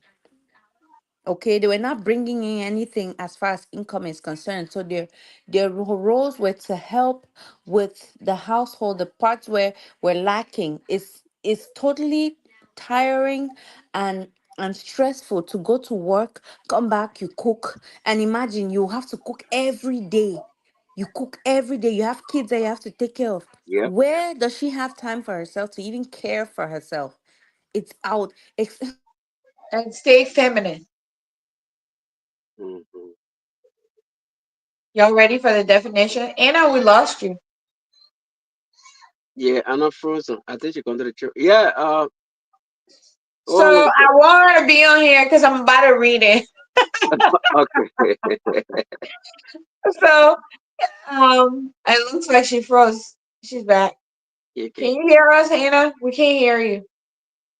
Yeah, I can. You want to come back on? Yeah, I can't hear her either. Yeah. So it's a housewife, also known as a homemaker or stay at home. Mm-hmm. Stay at home mother. Stay at home. Hear that word? Oh, no, Don't no, go that word. outside. Stay at home. Exactly. Exactly. Stay at home. Whose whose role is the running and managing her family's home? Mm-hmm. Housekeeping, which Yep. may include caring for her children, Good. cleaning and maintaining the home, baking, buying or mending clothes for the family, Good. buying, cooking and storing food. So that was the traditional Nice homemaker. definition. Yes. Can you say that one more time? Read Let it me one more read time. it. Yep. Housewife, which I feel like our modern society have made a turn on it. Can you hear me? Yes. Okay. I apologize. My kids, I don't know what's going on back there. They're in their dad playing. But it said a housewife, also known as a homemaker or a stay-at-home mother, a woman whose role is running or managing her family's home. Mhm. Mm-hmm. Housekeeping, which may include caring for her children, cleaning and maintaining the home, making, buying, or mending clothes for the family, Mm-hmm. buying, cooking, and storing food, Yes. etc. Thank you. Okay, good. So that brings me to my point where I was Mhm, talking about reverse escrow. The mhm. reason why your mom never did any of your dad never did any of the house chores was because your mom was fully doing focusing on the homemaking or the housemaking or Yeah. being a housewife. Mhm. Now, in today's generations, men are expecting their wives to go cook, clean, go Mhm. to work. When do they have time to do all of that and not be burned out? Do you know why our moms were not stressed and they were not burned out back in the day? Because that Mhm. was all they had to do. They didn't have to worry about working and bringing money. Does that make sense? So, I don't know about the burnout thing though, but anyway, yeah, it's reverse explore. Have you ever taken care of your kids by yourself all day, all week, or whatever without your wife's help? Be no, honest. I mean I cook though. I cook. Pastor man like cooking. I can cook as for cooking So, part. so when you Sometimes Eso cook, le when you tiene cook, do you razón help y with take care of the pasaba. kids? yeah. Because I want when you cook, do you help take out the kids after that? Do you know how tired you feel? And then after that, you still have to go and have sex with your wife. Do you know how hard that is? Yeah, but Anna, the sex is not every day. Yeah, I It mean, doesn't have to don't be make the every day, sex even look. if it's not. I'm just trying to explain Mm, to you, like it's tiring physically to do true, that every day, I agree. 365 days Just the a children year. alone, I can't handle it. I mean, I look, I ain't Exactly. gonna lie to you. The So children alone. Yep. It's a lot of work. Yeah, it it is a lot is. of work, and that's what a lot of men don't understand. Even just taking care of the kids alone without cooking is tiring. True, true. So let me tell you guys this, Uh-huh. right? Yeah. So I feel like modern women have made the twist of what stay at home is, or like just men and women. We've turned it and say, well, when you hear them, when you hear most of these dating show, women will say, well, I don't want to work. I want to stay home. And I used to like the late Kevin Samuels. He would say, when he's vetting these women, I want, uh, uh, what is it? What did he call it? High profile man or whatsoever, Yeah, high yeah, earning yeah, man, right? yeah, He will yeah. ask these questions. Do you want to work while you're pregnant? They'll say, no, I don't want to work. He has to work. Okay, so you'll be a homemaker, right? And they're like, no, I don't want to be a homemaker. He's still got to come home and do something. So it's like, if I'm going to, and this go back to Anna's point, right? Mm-hmm. If I'm going to, and I actually do this now because I feel like I'm a full on mom, and then I'm a full on career person, Yeah. and I'm a full on student, and I'm a full on, like, I have a lot of things going on right now, right? Mm-hmm. And trying to balance that. And my husband is the same. He works full time. He's a full time dad. And we've come together to figure out how to work our schedule to make it work. So it's like a tag team. But a lot of household, and I feel like he's a traditional African man because he still expect me to cook. Yeah. He still expect me to clean. He still expect me to. So what we did was we sat down and said, what are you good at home? Like, what do you like to do? What do I absolutely hate? I hate washing dishes. I hate doing laundries. Like, I hate I hate doing that. So he's like, okay, well, I don't mind. That's what I like doing it, so I would do it.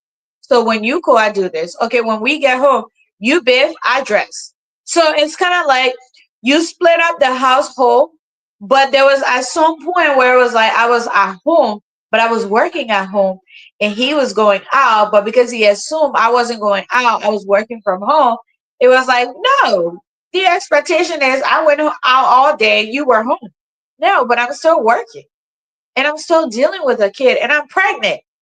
Like, so Yeah. it was like where we had to sit and come up with this plan to do that. But to Anna's point, is just taking care of kids alone is a job. Let alone if you have kids that are back to back in age. Like mine, I call them the average twins.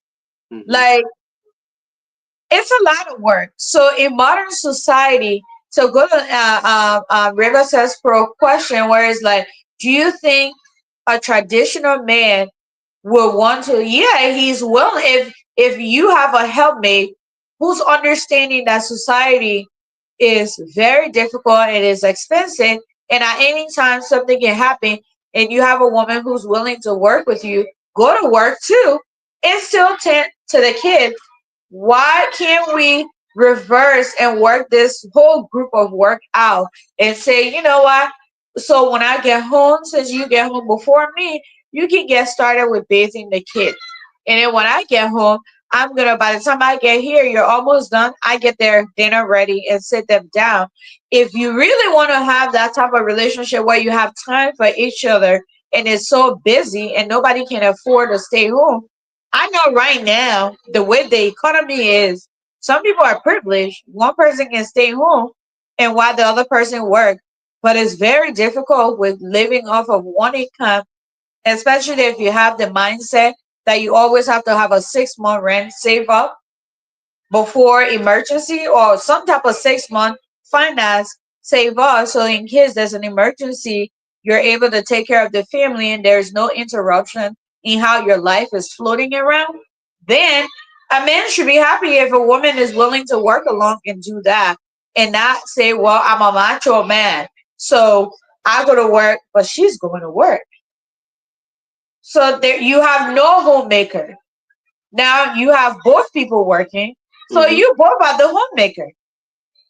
But I think it's fair if the man is the only one working and the woman is home. Yeah, you definitely need to make sure the house is clean. Not that I'm saying that the man can chip in and say, oh, let me help him because it's hard.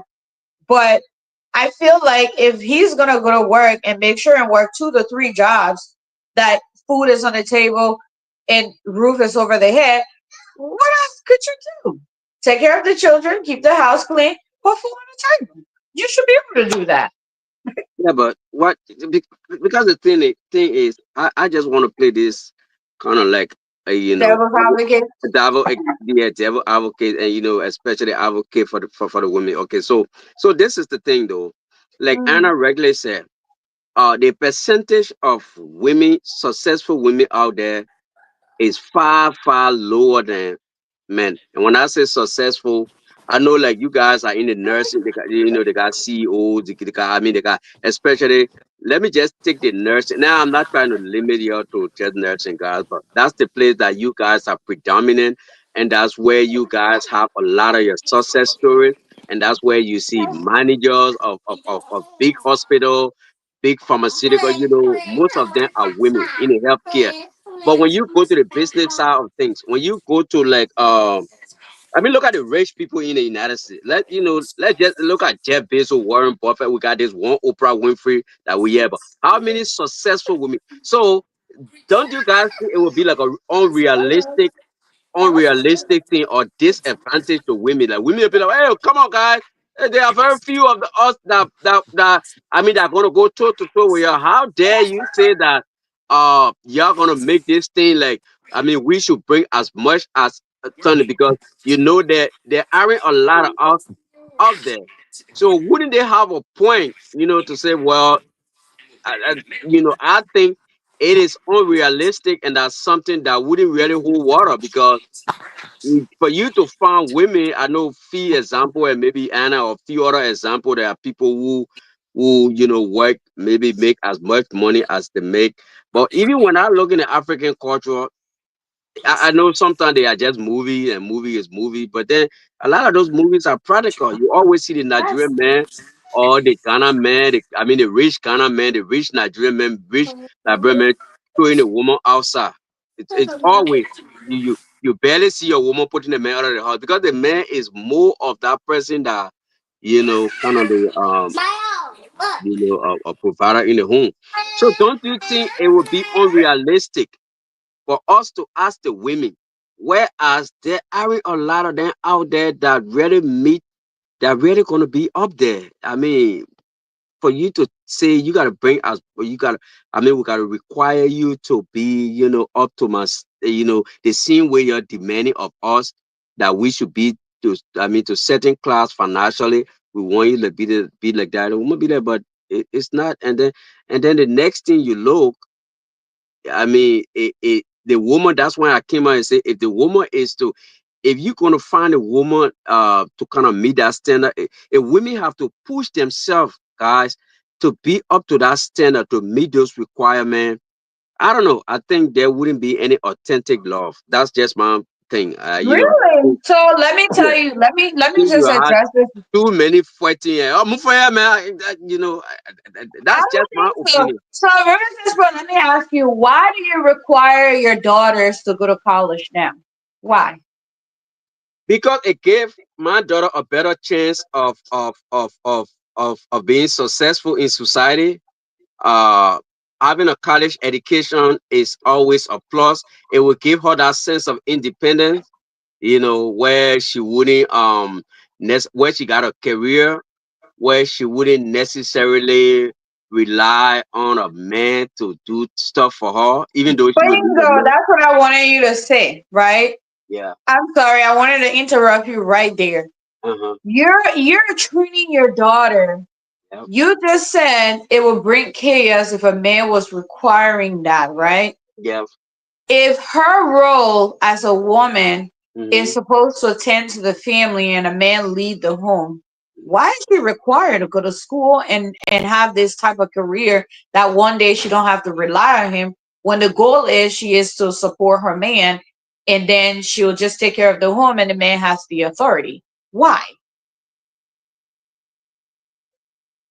Wait, come back and say.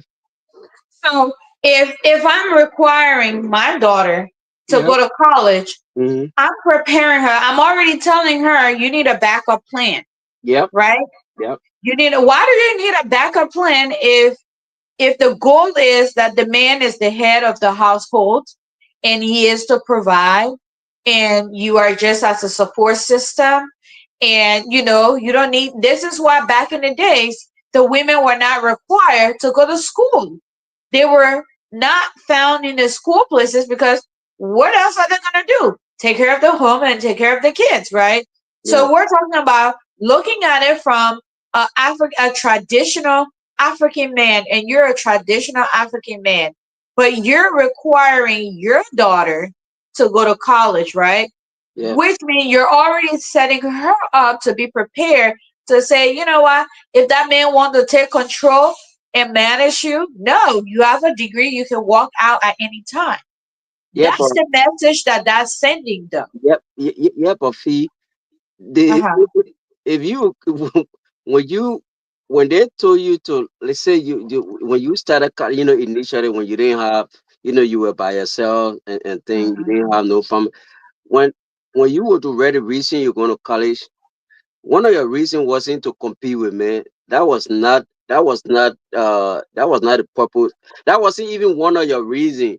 I mean, one of your reasons. So my daughter going to college, it's not like, it's not in her mind that, okay, I'm going to college so I can be able to compete with whatever man I got, or to be able to challenge whatever man, or to be on financial equal footing with men. I don't think that was the I don't think that's it. So initially, That's not it, but that's what society is embedding in women's head. yeah, but you primarily go to college to better, to better yourself. I agree. Yeah, that's your I thinking. agree with So you. yeah, so going to college itself is great. I mean, to better yourself, but it I don't know. It doesn't guarantee. You know what I'm saying? It doesn't guarantee that level of success that you think maybe you will be equal with a man who is CEO. They got people who I graduated from agree with college. you. Yeah, I feel they got a lot of people who graduated from college who, some of them broke now, some of them not even, some of them, the courses they went to college, they're not even. I got friends who graduated from did some stuff and they went right, back then they went right back doing job that they didn't even go to college for. Yeah. I agree with you, So the Professor thing, Pro, so but my question mhm, was, right, yeah. if the whole mindset, sorry, I don't mean to call you out, but Oh no, that's great. Yeah, I fine. always sit and just think about this, how we're grooming us young women and things like this, right? Yeah. we're automatically back then compared to like 15 years ago or 10 years ago when I was in school, the Mm-hmm. concept that we had was you go to school, you're going to get a better job, you work, and you can take care of your family. That Yeah. was the goal, right? Yeah. Now we're in modern society. It's like my mindset compared to everybody mindset is different, right? True. My life experiences and me being the type of individual I am a free thinker. And I'm also like someone who like to question a lot of things, right? Mm-hmm. I don't really go with the norm. I go with reality. I'm a Yep. realistic person. Yep. So when I sit and think about it, and I was like, well, we as women in general, right, we're Mm-hmm. pushed now. If you notice, the whole modern concept is educate the black girls, educate the women. But Mm-hmm. then when you look at the concept of this family life of being built, the Mm-hmm. black girls are not having this relationship type of family. We're Mm-hmm. pushing education, but then we're saying, well, traditionally, a man is the head of the household, and he's in charge. And Mm-hmm. this is what he do X, Y, and Z. But we're saying no, go to school, learn it, go become this, be successful, and later on you sit back and say, oh shoot, I don't want a man. But a man is automatically thinking when a man look at you and says, especially I'm bringing it to the black community because that's what I'm familiar with, right? A Yeah. man look at you once you tell them you have a master's or you have a PhD, they're like, oh, she ain't in my league. How many percentage of black men do you know have PhDs and been to that level? There's very few percentage, Yeah. okay, that have that and makes the amount of money. Now you're putting your daughter or my daughter, we're putting them at a disadvantage because you're at this standard, and now the man automatically feels like the more you're educated, the more you talk back to me, the more you want to challenge me, because that's the concept that they have now. But we're saying no, we still want that tradition. You're still the head. But the men that are being grown now, like, oh, I don't want to deal with that. She thinks she knows it all. So then it makes me start to think, why are we pushing that now when the whole goal is to still live like back then? Does Yeah. that make does that like make you think? Because we just said if the men are going to hold women to this standard, Mm-hmm. why if women are going to hold men to this standard, why men not holding them to that standard? And I said they should, but you said they will feel like they're challenging them. It's still a challenge. Yeah. It is fee, but it is a challenge. But the challenge of the challenge of you getting a college education, Mhm. there are several reasons. There's so many reasons for you getting a college education, right? So, and I mean, I understand what you're saying, but if you're getting a college education, like say traditionally, you know, Mhm. you just you just celebrated the woman's birthday, your Yeah. mother. Okay, so assuming, I mean, I don't know your family background. Assuming Mhm.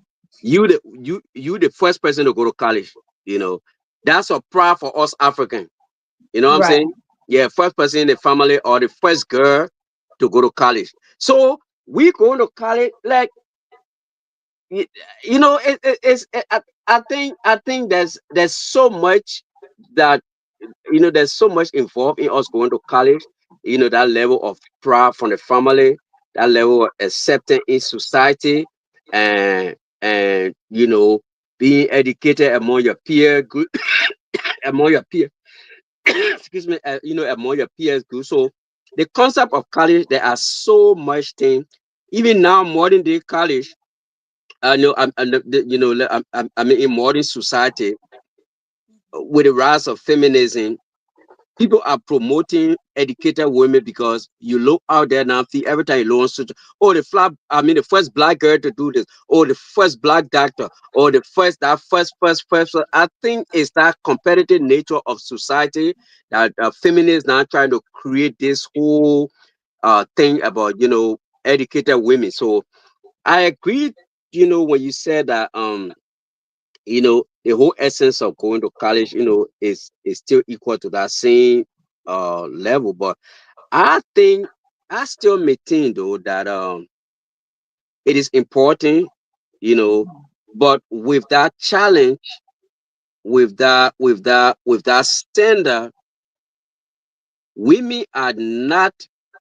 That's why I think it will not kind of like it may not hold, even though there are a lot of college, women, college educated women, successful women.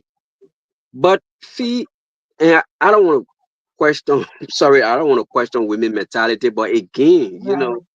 yeah, I just don't. I don't. I I can't just see relationship working. Your relationship. I mean, it might work in your relationship and work in few other relationship. But if that standard was to be upheld, at that point, women, yeah, we all should demand this equal financial strength and other thing. I think it will bring friction. I know your family is getting on well with it. Few other families are getting on well with it. But in the longer term, and I mean across the board, I think it will create friction. That it will create friction in the sense that women will feel more like there's so much pressure is exerted upon me. And why the hell should I be a housewife anyway? I mean, why am I even being a wife? Seriously, if Well, it, they don't want to. They don't have to be a housewife, but if yeah, I mean, I just a was a wife. wife, Okay, yeah, okay, let's move the husband. Let's just say a wifey. That's why you find out a lot of women now so independent. Like, I mean, I'm okay by myself. I think that's why I think it will create more divorce. I mean, I think it will. I could be wrong. I mean, if those standards are required of women, I think it will create more separation and more divorce. As I know that, I mean, the rate of divorce have increased. I think because women will kind of cease being wives, not just housewife. Because I mean, if I'm, it's like well, most women are just wives now. They're not housewives like anymore. like I don't know if you heard about this myth about Lilith. Have you heard about Lilith? No. Yeah, that's the Huh? one. Yeah, Lilith. So there is this myth. We don't know how true it is, but they say Lilith was created before Eve. So Lilith was the first, according to this Greek myth. Lilith was the first wife of of Eve. I mean of Adam. So because she saw I her, don't believe that the Bible will lie. oh yeah, so they say yeah because she saw herself with equal footing with Adam. Because at the time she had more power. She said, "But why am I being a wife to you? What?" Oh, yeah. So I think I heard, according to the myth, that's how she, it's just a That is myth. a myth But because yeah, I Eve think didn't even know she was a wife until God told yeah. her. So I think per your topic, I think for me, I still maintain that those requirements, those standards cannot be set for women. I mean, we cannot demand that of women, or we cannot require those of women because it will create friction in relationship. You are putting it's like you are putting pressure. Like the last time we were talking, I don't know if it was you, long time ago, we were talking about how some men, I have a it, I have a how some men want their women to have certain hey. level of education. Yeah, Hmm. yeah, this one lady Rivers. was telling me her husband, oh, all your friend that got master, all your friend that got, I think the guy has a PhD, and he was just pushing this woman, all your friend, your friend. I mean, you just talk to this one BSc, she said she got an associate degree, then the guy pushed her, she got a BSc degree, and she wanted to hold on here to do small thing. And the guy like, look, what all your friends, all the, those ladies I work with, they all got BS, so it was just He was wrong how he went about it. She yeah, probably, before they got married, she knew that was something that was important to him. He wanted somebody. That's why I said, instead of people asking questions Hello. when they're dating, it's good to have conversation. Yeah. Uh huh. I have a question for Rivas Pro because I think he's misunderstanding the question here. mm, Okay. So Rivas Pro, I think that when we're talking about the requirements issue, she's mhm. talking about more so of like before marriage, like when you're in a serious relationship, not when you're already married and you're requiring your wife to be to be able to bring something to the table. Mm-hmm. Yeah, So you're this vetting is in your vetting before. This is process. before, like when you're about to date someone. Let's say you were not married. This is more so of people that while they're courting or getting to know each other. Uh-huh. So this topic is not for married men already, because Uh, already they knew that their wives did not have anything to bring to the table before. well, but you said relationship though, so I just Yeah, generalized relationship. it We're as, talking about dating before oh, okay. marriage. So that's why I wanted to Yeah, but rephrase that. That's I still because maintain that it will not be, it will still bring a lot of, I mean, so you prefer to you would if let's say you were not married, mhm. you wouldn't mind if having a slay queen in your house who No, just Anna, wants to look pretty no, and no. I got a friend who, before, just, in line with his topic, he was, when he met his, at the time they were not married, he told the lady straight up, he said you, you would be, how y'all call it, stay home mom. And Yeah. up to this day, they've been together. He said she Because she agreed. wanted that. She It's wanted because she that. wanted it. I don't think taking it away from taking that choice away from a woman Mhm. without her consent is okay. It's like slavery. Like for Right. now, I am currently a stay-at-home mom, right? Yeah. And it's not something I would do Mhm. if I have a choice. In the sense, like, like you look at yourself, like you feel like you're always home with kids the entire time, right? Yeah. Instead of when you're out working, your brain kind of your brain is learning something different. Your what's the word I'm looking for? You're interacting with other people. You see that your brain's development is your brain stimulation is still there. But when you're with kids every day, 24 hours a day, 365 days a week, at some point you're losing some of the skills you used to have, Yeah. So I don't Well, think that according for to a him, person. Anna, sorry for cutting. According to him, he said he boasts of it. He told me, he said, I make so much money. Why my wife? Well, he said I make money. He said why my wife should work. That's what he said. He Yeah, said but he it's not make. his Right. place though. It's not his place. It should be up to her to want to not work. But I think It's she because the wants it woman. because he agreed That's what I'm though. saying. Yeah, that's what I'm saying. Is because she wanted it. If she didn't want it and he forced it on her, then it's a problem. It's like Okay. modern day slavery. It should be an option. Okay. It should be optional, not most like Right. not so much of a Because mandate. he Like for made me, more it wasn't money. a mandate. Is because I it was more feasible for us at this time. Oh, Yeah. But I thought women like it. I mean, I thought women. I don't know. Maybe I'm wrong, but I thought women like, yeah, I be a stay at home man. I got all the No. money. if they're going to get paid, maybe if you're gonna pay, give Yeah. them a like an allowance, like Uh-huh. almost close to what they were making when they were working. Yeah, they would do it. Okay. Okay. Yeah. Like for me, Mm-hmm. I don't know if I could because Mhm. I have to keep moving. And me and my husband did talked about that. If we got to the point where I have to do that, I'm probably gonna start a business. Cause I feel like my brain has to constantly move around and do other things Mm-hmm. and just being and I tried it. So my son when he was born, I said, okay, let me just do some type of little job, not within my field, just do something and Mm-hmm. see how it goes. And as much as I liked it, because I was teaching him, but as more kids get at it, Mm-hmm. like you don't have that flexibility. Mm-hmm. Like you don't have that flexibility. And don't get me wrong, like I enjoy spending time with them, but it's more like I feel like I'm built for something more than just that. Even though I can do that, but I want to do more. And based on what we see ourselves to be and what we want in the future, it makes more sense when we both are doing certain things. So it's just like, yeah, no, I don't want to do that. But but but But okay, Anna.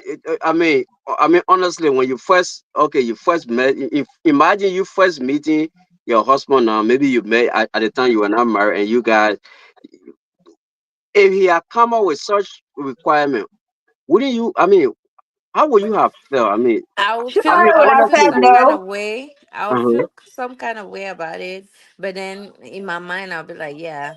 Even us women, that's what women, when we're dating people, we look at the benefit or something that will be beneficial to us. It's only fair for someone else to have the same requirements for us.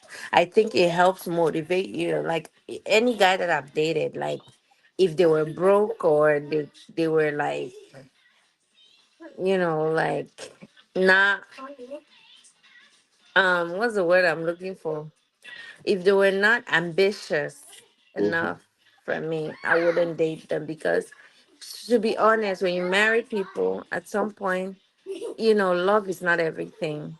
You Yeah. need that stability, so I think that's something that people need to be mindful of when they're dating because love is not enough. At some Right. point you need money, you need money for a lot of things. So look for potential. The person doesn't have to have gold and silver right away, but if you see potential in that person, they're a candidate for you to start looking into it. They don't have to have it at that time. So that requirement should not be a you have it right now. It should be, Right. is there potential for you to have what I want from you?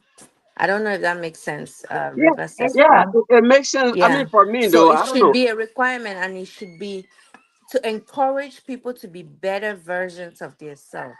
Right. I mean, for Not me necessarily. personally, I would feel. I don't know, but if I was to meet, let me just say, okay, the woman, okay, let me say a woman, even if a woman kind of like try to make me, I don't know, I would find it kind of awkward. A lot of stuff will start coming into my head, like, wait a minute, why is she trying? I don't know, like women maybe it's different, but for me, Any I would kind of like, I wouldn't anyone really, I would see it differently though. I would see it any like, woman that comes to you directly like that and says it right away is a gold digger. People Right. look more for any woman that when you first start talking to her and she starts asking about like financial gains or financial interest, she's a gold digger. A woman that truly loves you or likes you or wants to get to know you will ask you those questions in a conversation without making you feel like you're telling her your finances. Right. That's why I said So conversation. when you talk with someone, you get to know the kind of person that person is. So I think okay. that most times when we talk about, excuse me, when we talk about making it a requirement, we're not talking more of like money. We're talking more of Right. like potential, more of like how can we grow together, Together. or how can you make me a better person as far as like financial freedom kind of Okay. thing, so you, even if you don't have the money as a woman, but if you show me that, okay, like let's speak for example, guys always make this comment that, oh, they don't want to marry a girl that's not smart, like intelligent, right? Have you Mm-hmm. Right. ever met a girl that looks so good but cannot carry a good conversation with you, substantial conversation with you?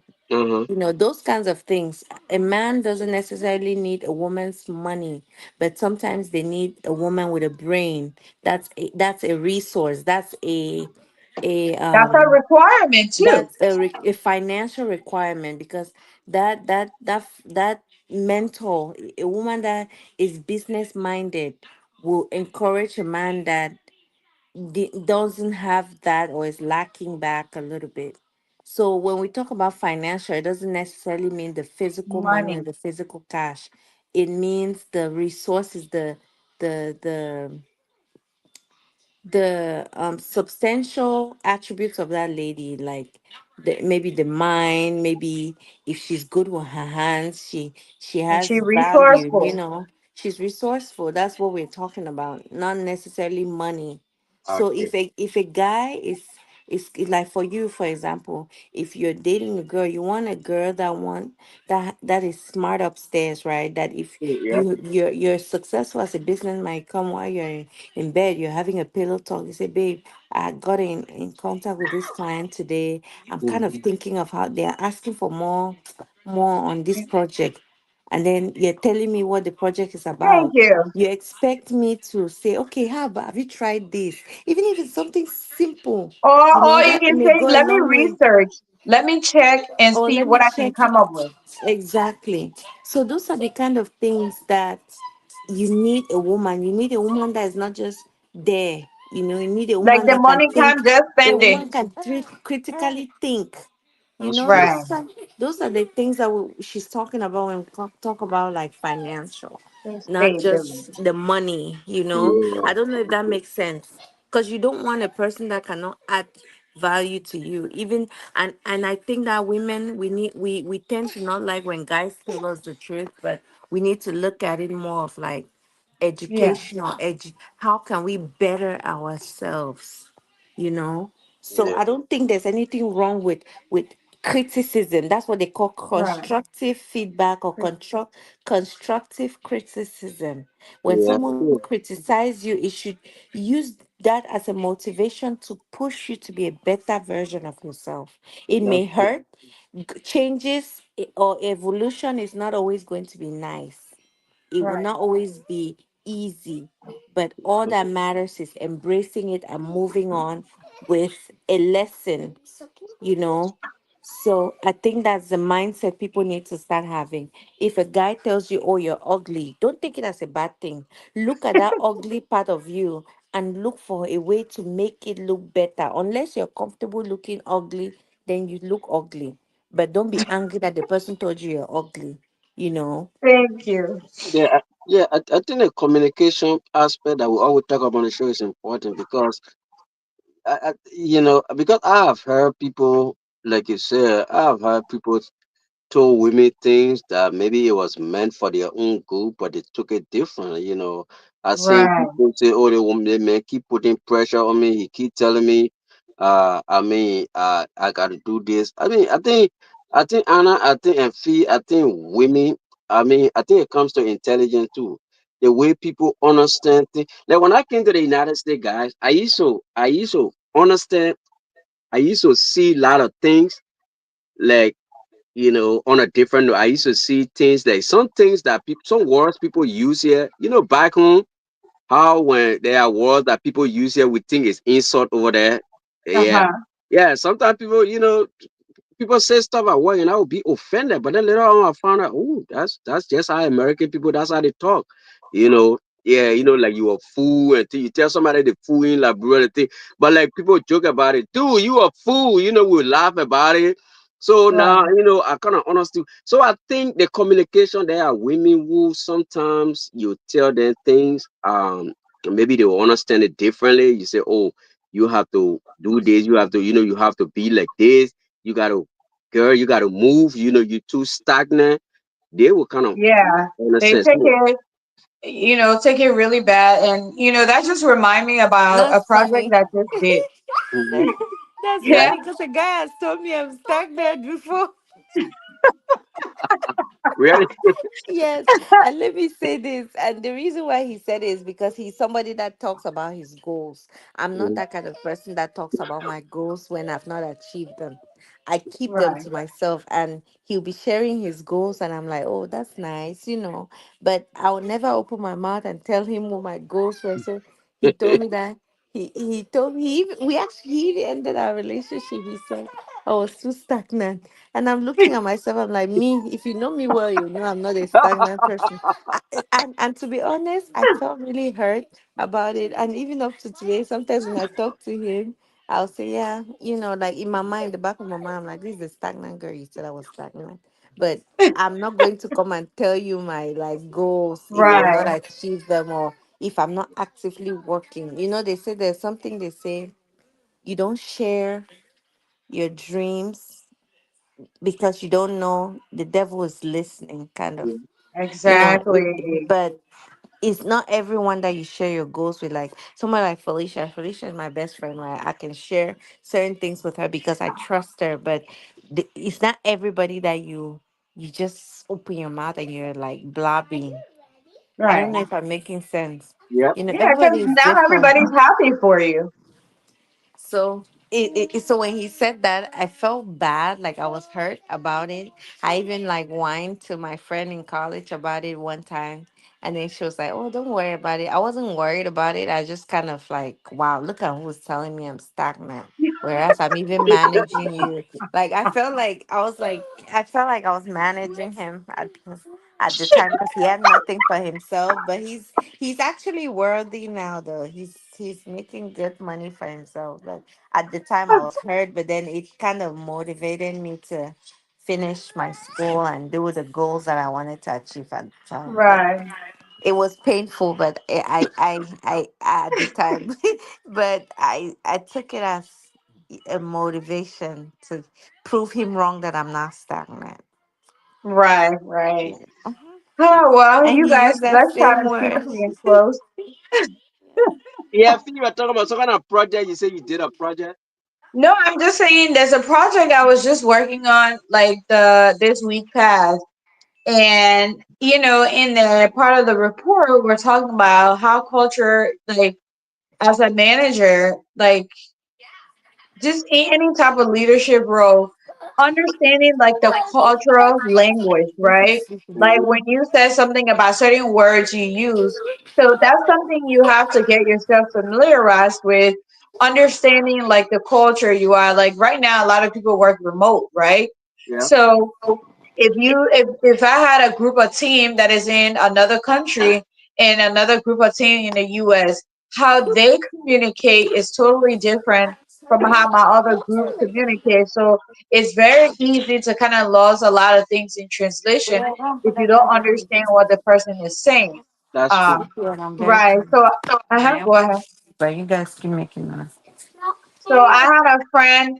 I had a lot of friends Okay, look here. from that was This house. international You students guys when go I to was your in room and school. sleep. And I So, remember the guy he came. He was I think he was it was like his first time in the US, and his second day in class, I forgot what the teacher said. He thought that was the most disrespectful thing you could ever tell anybody.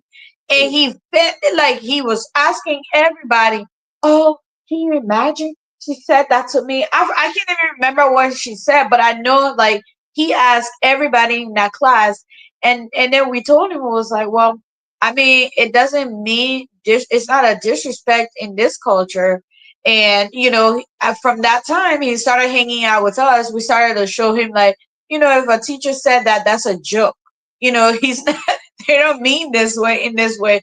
So sometimes some people, their culture is probably like their environment, where they're from, at their home, and the people they are surrounding. Certain things you say to them don't make sense. And I'm so glad that Anna really clarified what we mean by when we're like saying, Yeah. explain, about the whole financial stability. I know a lot of people think about, like money, but it's like, how do you manage your funds? Yeah. And, how are you living? And sometimes guys will ask you, like, um, do you live with your parents? That's them trying to find out your finance too. Because financially, if you're stable, you should be able to take care of yourself as a grown adult. But if you're like, no, I live at my parents' house without really a concrete explanation, automatically somebody started judging and be like, wait, you're a 35-year-old woman and you still live with your parents? In an African culture, that's normal, right? Because, like, until your marriage in some African culture, you don't move out. You're like there. And to some people, like an American, that's like, what? You are 18. You haven't lived on your own. No, I don't want to deal with that. You're always running to your parents. And then they start to think, well, are you a trust fund baby?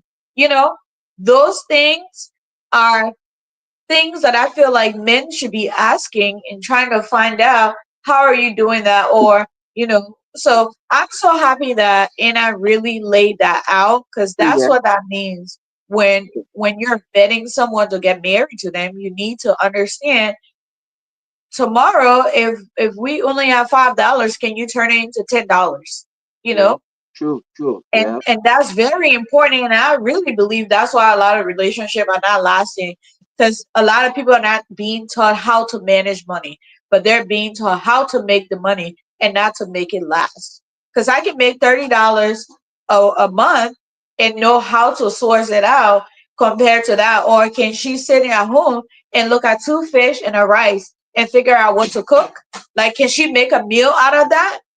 That's stuff like that. So if your kids are home, you don't have money, can she make your survive without that? So that's all of those financial stability that I'm looking at, saying like, yeah, you need to be able to be stable. And I think that's what the young man was saying in that video. Yeah, that's true. Yeah, okay, yeah, Yeah. that's a great, yeah, yeah, great topic. All right, well, guys, let's try to close. Thank you so much for your having on, and we're having this conversation. I really, really enjoyed it, even though I didn't really feel like coming on here today, to be honest with you.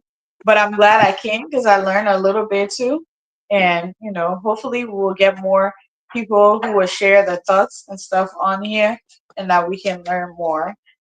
Happy Easter, Okay. and tomorrow I want us to talk about redemption. Oh, I'm that's gonna good. I want to figure out how to word that, but something surrounding redemption. Like today, I listened to this morning while I was trying to go get something quick before we head out.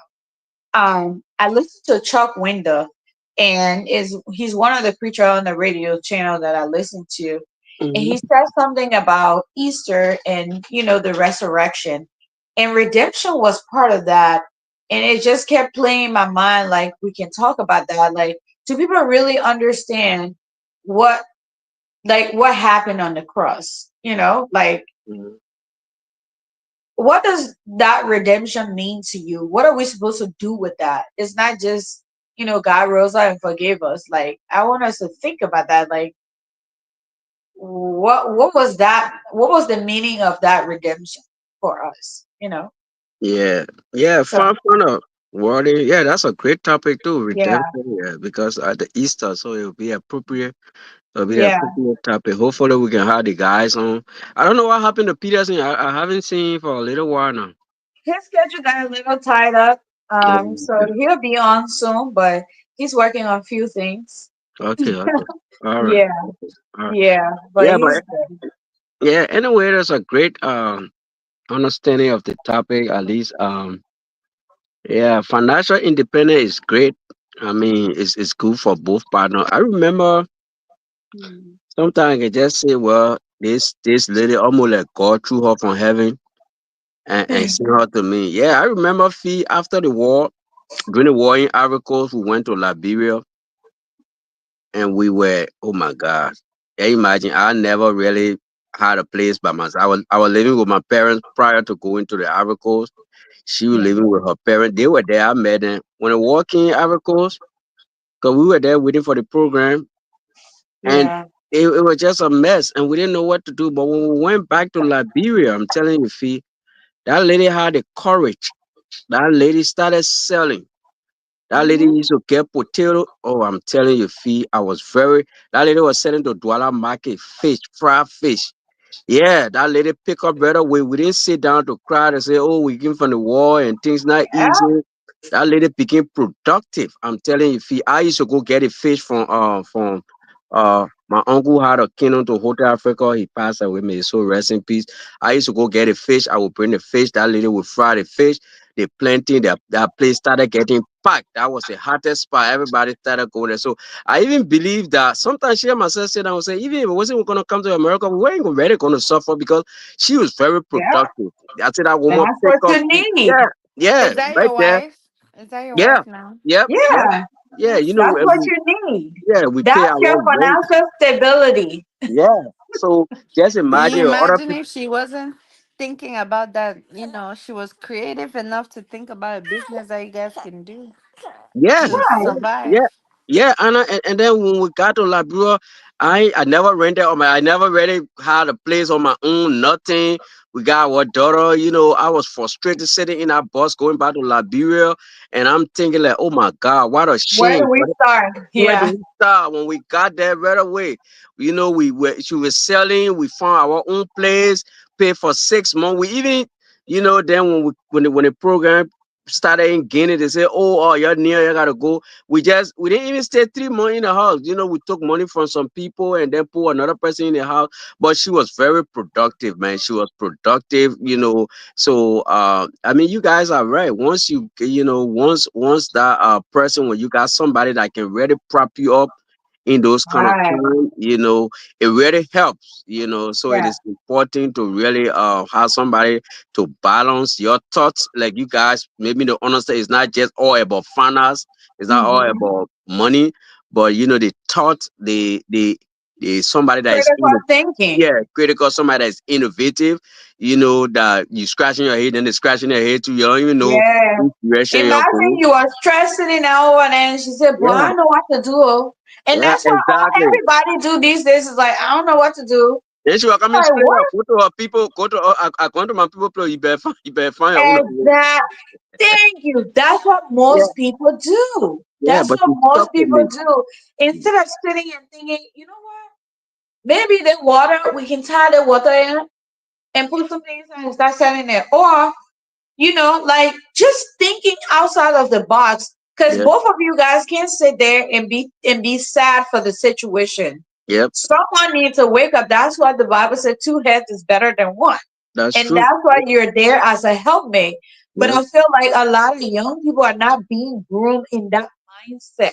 you're It's right. like one way, and it shouldn't be that way. And I don't even mean to like put myself out there. I remember when I was back home, I don't even remember this, but my older sibling always tell me this like, man, we remember when before you went to the US, there was some type of stuff going on. Every time we gave you like $10, you come back with a handful of things. Like you were very resourceful. You tell me, yeah, just give me this. Let me go make this. Before you know, we had a whole meal.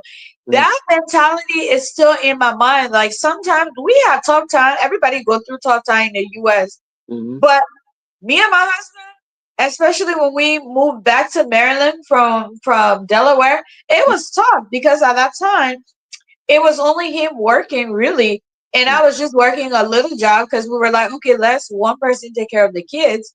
Why are you there? So that one income we had to stretch it, and then now I'm like, no, no, no, no, no. I'm gonna go back to work like regularly. So it was such a transition to get into that. Imagine we're like sitting there trying to figure it out, and he was like, well, I don't know what we're gonna do. I don't know what you're gonna. Yeah, Like that's a problem. Someone needs to be able to pick up their pace real fast and say, you know what, this is what we can do because you got kids you got to feed. In yep, America, you got nobody to go to, and we both understand our parents are not in this country. We have nobody to go to, so we need to be able to. If my brain shuts down, you need to be thinking fast, and if your brain shut down, I need to be thinking fast. And even if you have your parents in this US, they're not going to be around all the time. yep, And I feel like that's the concept a lot of parents need to train their kids that you're not going to be here all the time. true. One day they can be at that little age and you're going to be gone. And whoever around you had to figure out how to help them. And that's it. Like death doesn't, you don't tell death and say, hey, let me wait, I got children, or God forbid accident. Don't tell you, oh wait, things happen. We live in a world where things happen, and we need to be able to train our kids and everybody to live like a warrior, like you're thinking, Yeah. you know. Mhm. So Yeah, thank you hopefully very much this again. message will resonate with other people as well. Thank you. Welcome. You're welcome. Anna, did you want to give a last word? I think Anna is gone. Mm. River Or says Pro can go first. I'm a little No, busy. I'm already done. I just gave my yeah, little we're about to testimony. close. Oh, okay. I'll just encourage everybody to make sure that when you're dating, date with intentions, date intentionally, because today's life, marriage is hard. Make Mhm. sure you're dating someone that you're friends with, someone that you know. someone that has the same goals as you. Because once you get married, love is not enough, to be honest. So make sure that that person has potential for you guys to grow together, have bigger dreams together, that you can, someone that pushes you to be a better version of yourself. Stop noise. And I think that not only should the person be resourceful, but the person should also be supportive and should know how to respect you. What's more important is respect, having a mutual connection. Even if the person doesn't have money, but if you see that the person is a hardworking person, the person has good intentions, you guys will achieve a lot together. Do not date a lazy person. Pay attention to red flags. You know, pay attention to someone that is there, that is selfish, because people come selfishly, not necessarily to take your money, but selfishness could also mean someone that does not want to see you succeed or grow. So Yeah. pay attention to those things and continue to support the show, share with friends and families. And yeah, come again and continue to watch us. Thank you. Mommy, what? Thank you. Thank you so much, you guys. Really appreciate it. I know we don't get the view, but people do go back and watch our show, even Yeah. though it's long. There's hopefully one day somebody can stumble upon it and say, "Oh wow, this is helpful." So thank Yep. you guys for watching. I think Anna already said it all. I don't have much to say anymore, unless River Sesper, you have anything else you want to add? No, no, that's about all. We just Um, like I say, our viewers, will continue to appreciate them. Continue to come on and share your views. Whatever participation is everybody's participation. We're not psychologists here. We are right. just regular people just discussing regular day-to-day topics. So everybody is always welcome. Yep. Thank you. Thank you guys so much. Y'all have a blessed night and enjoy your Sunday. And we'll see you here again tomorrow by the grace of God. All right. Thank Bye, you. guys. All right. Good night, guys. All right. Take care.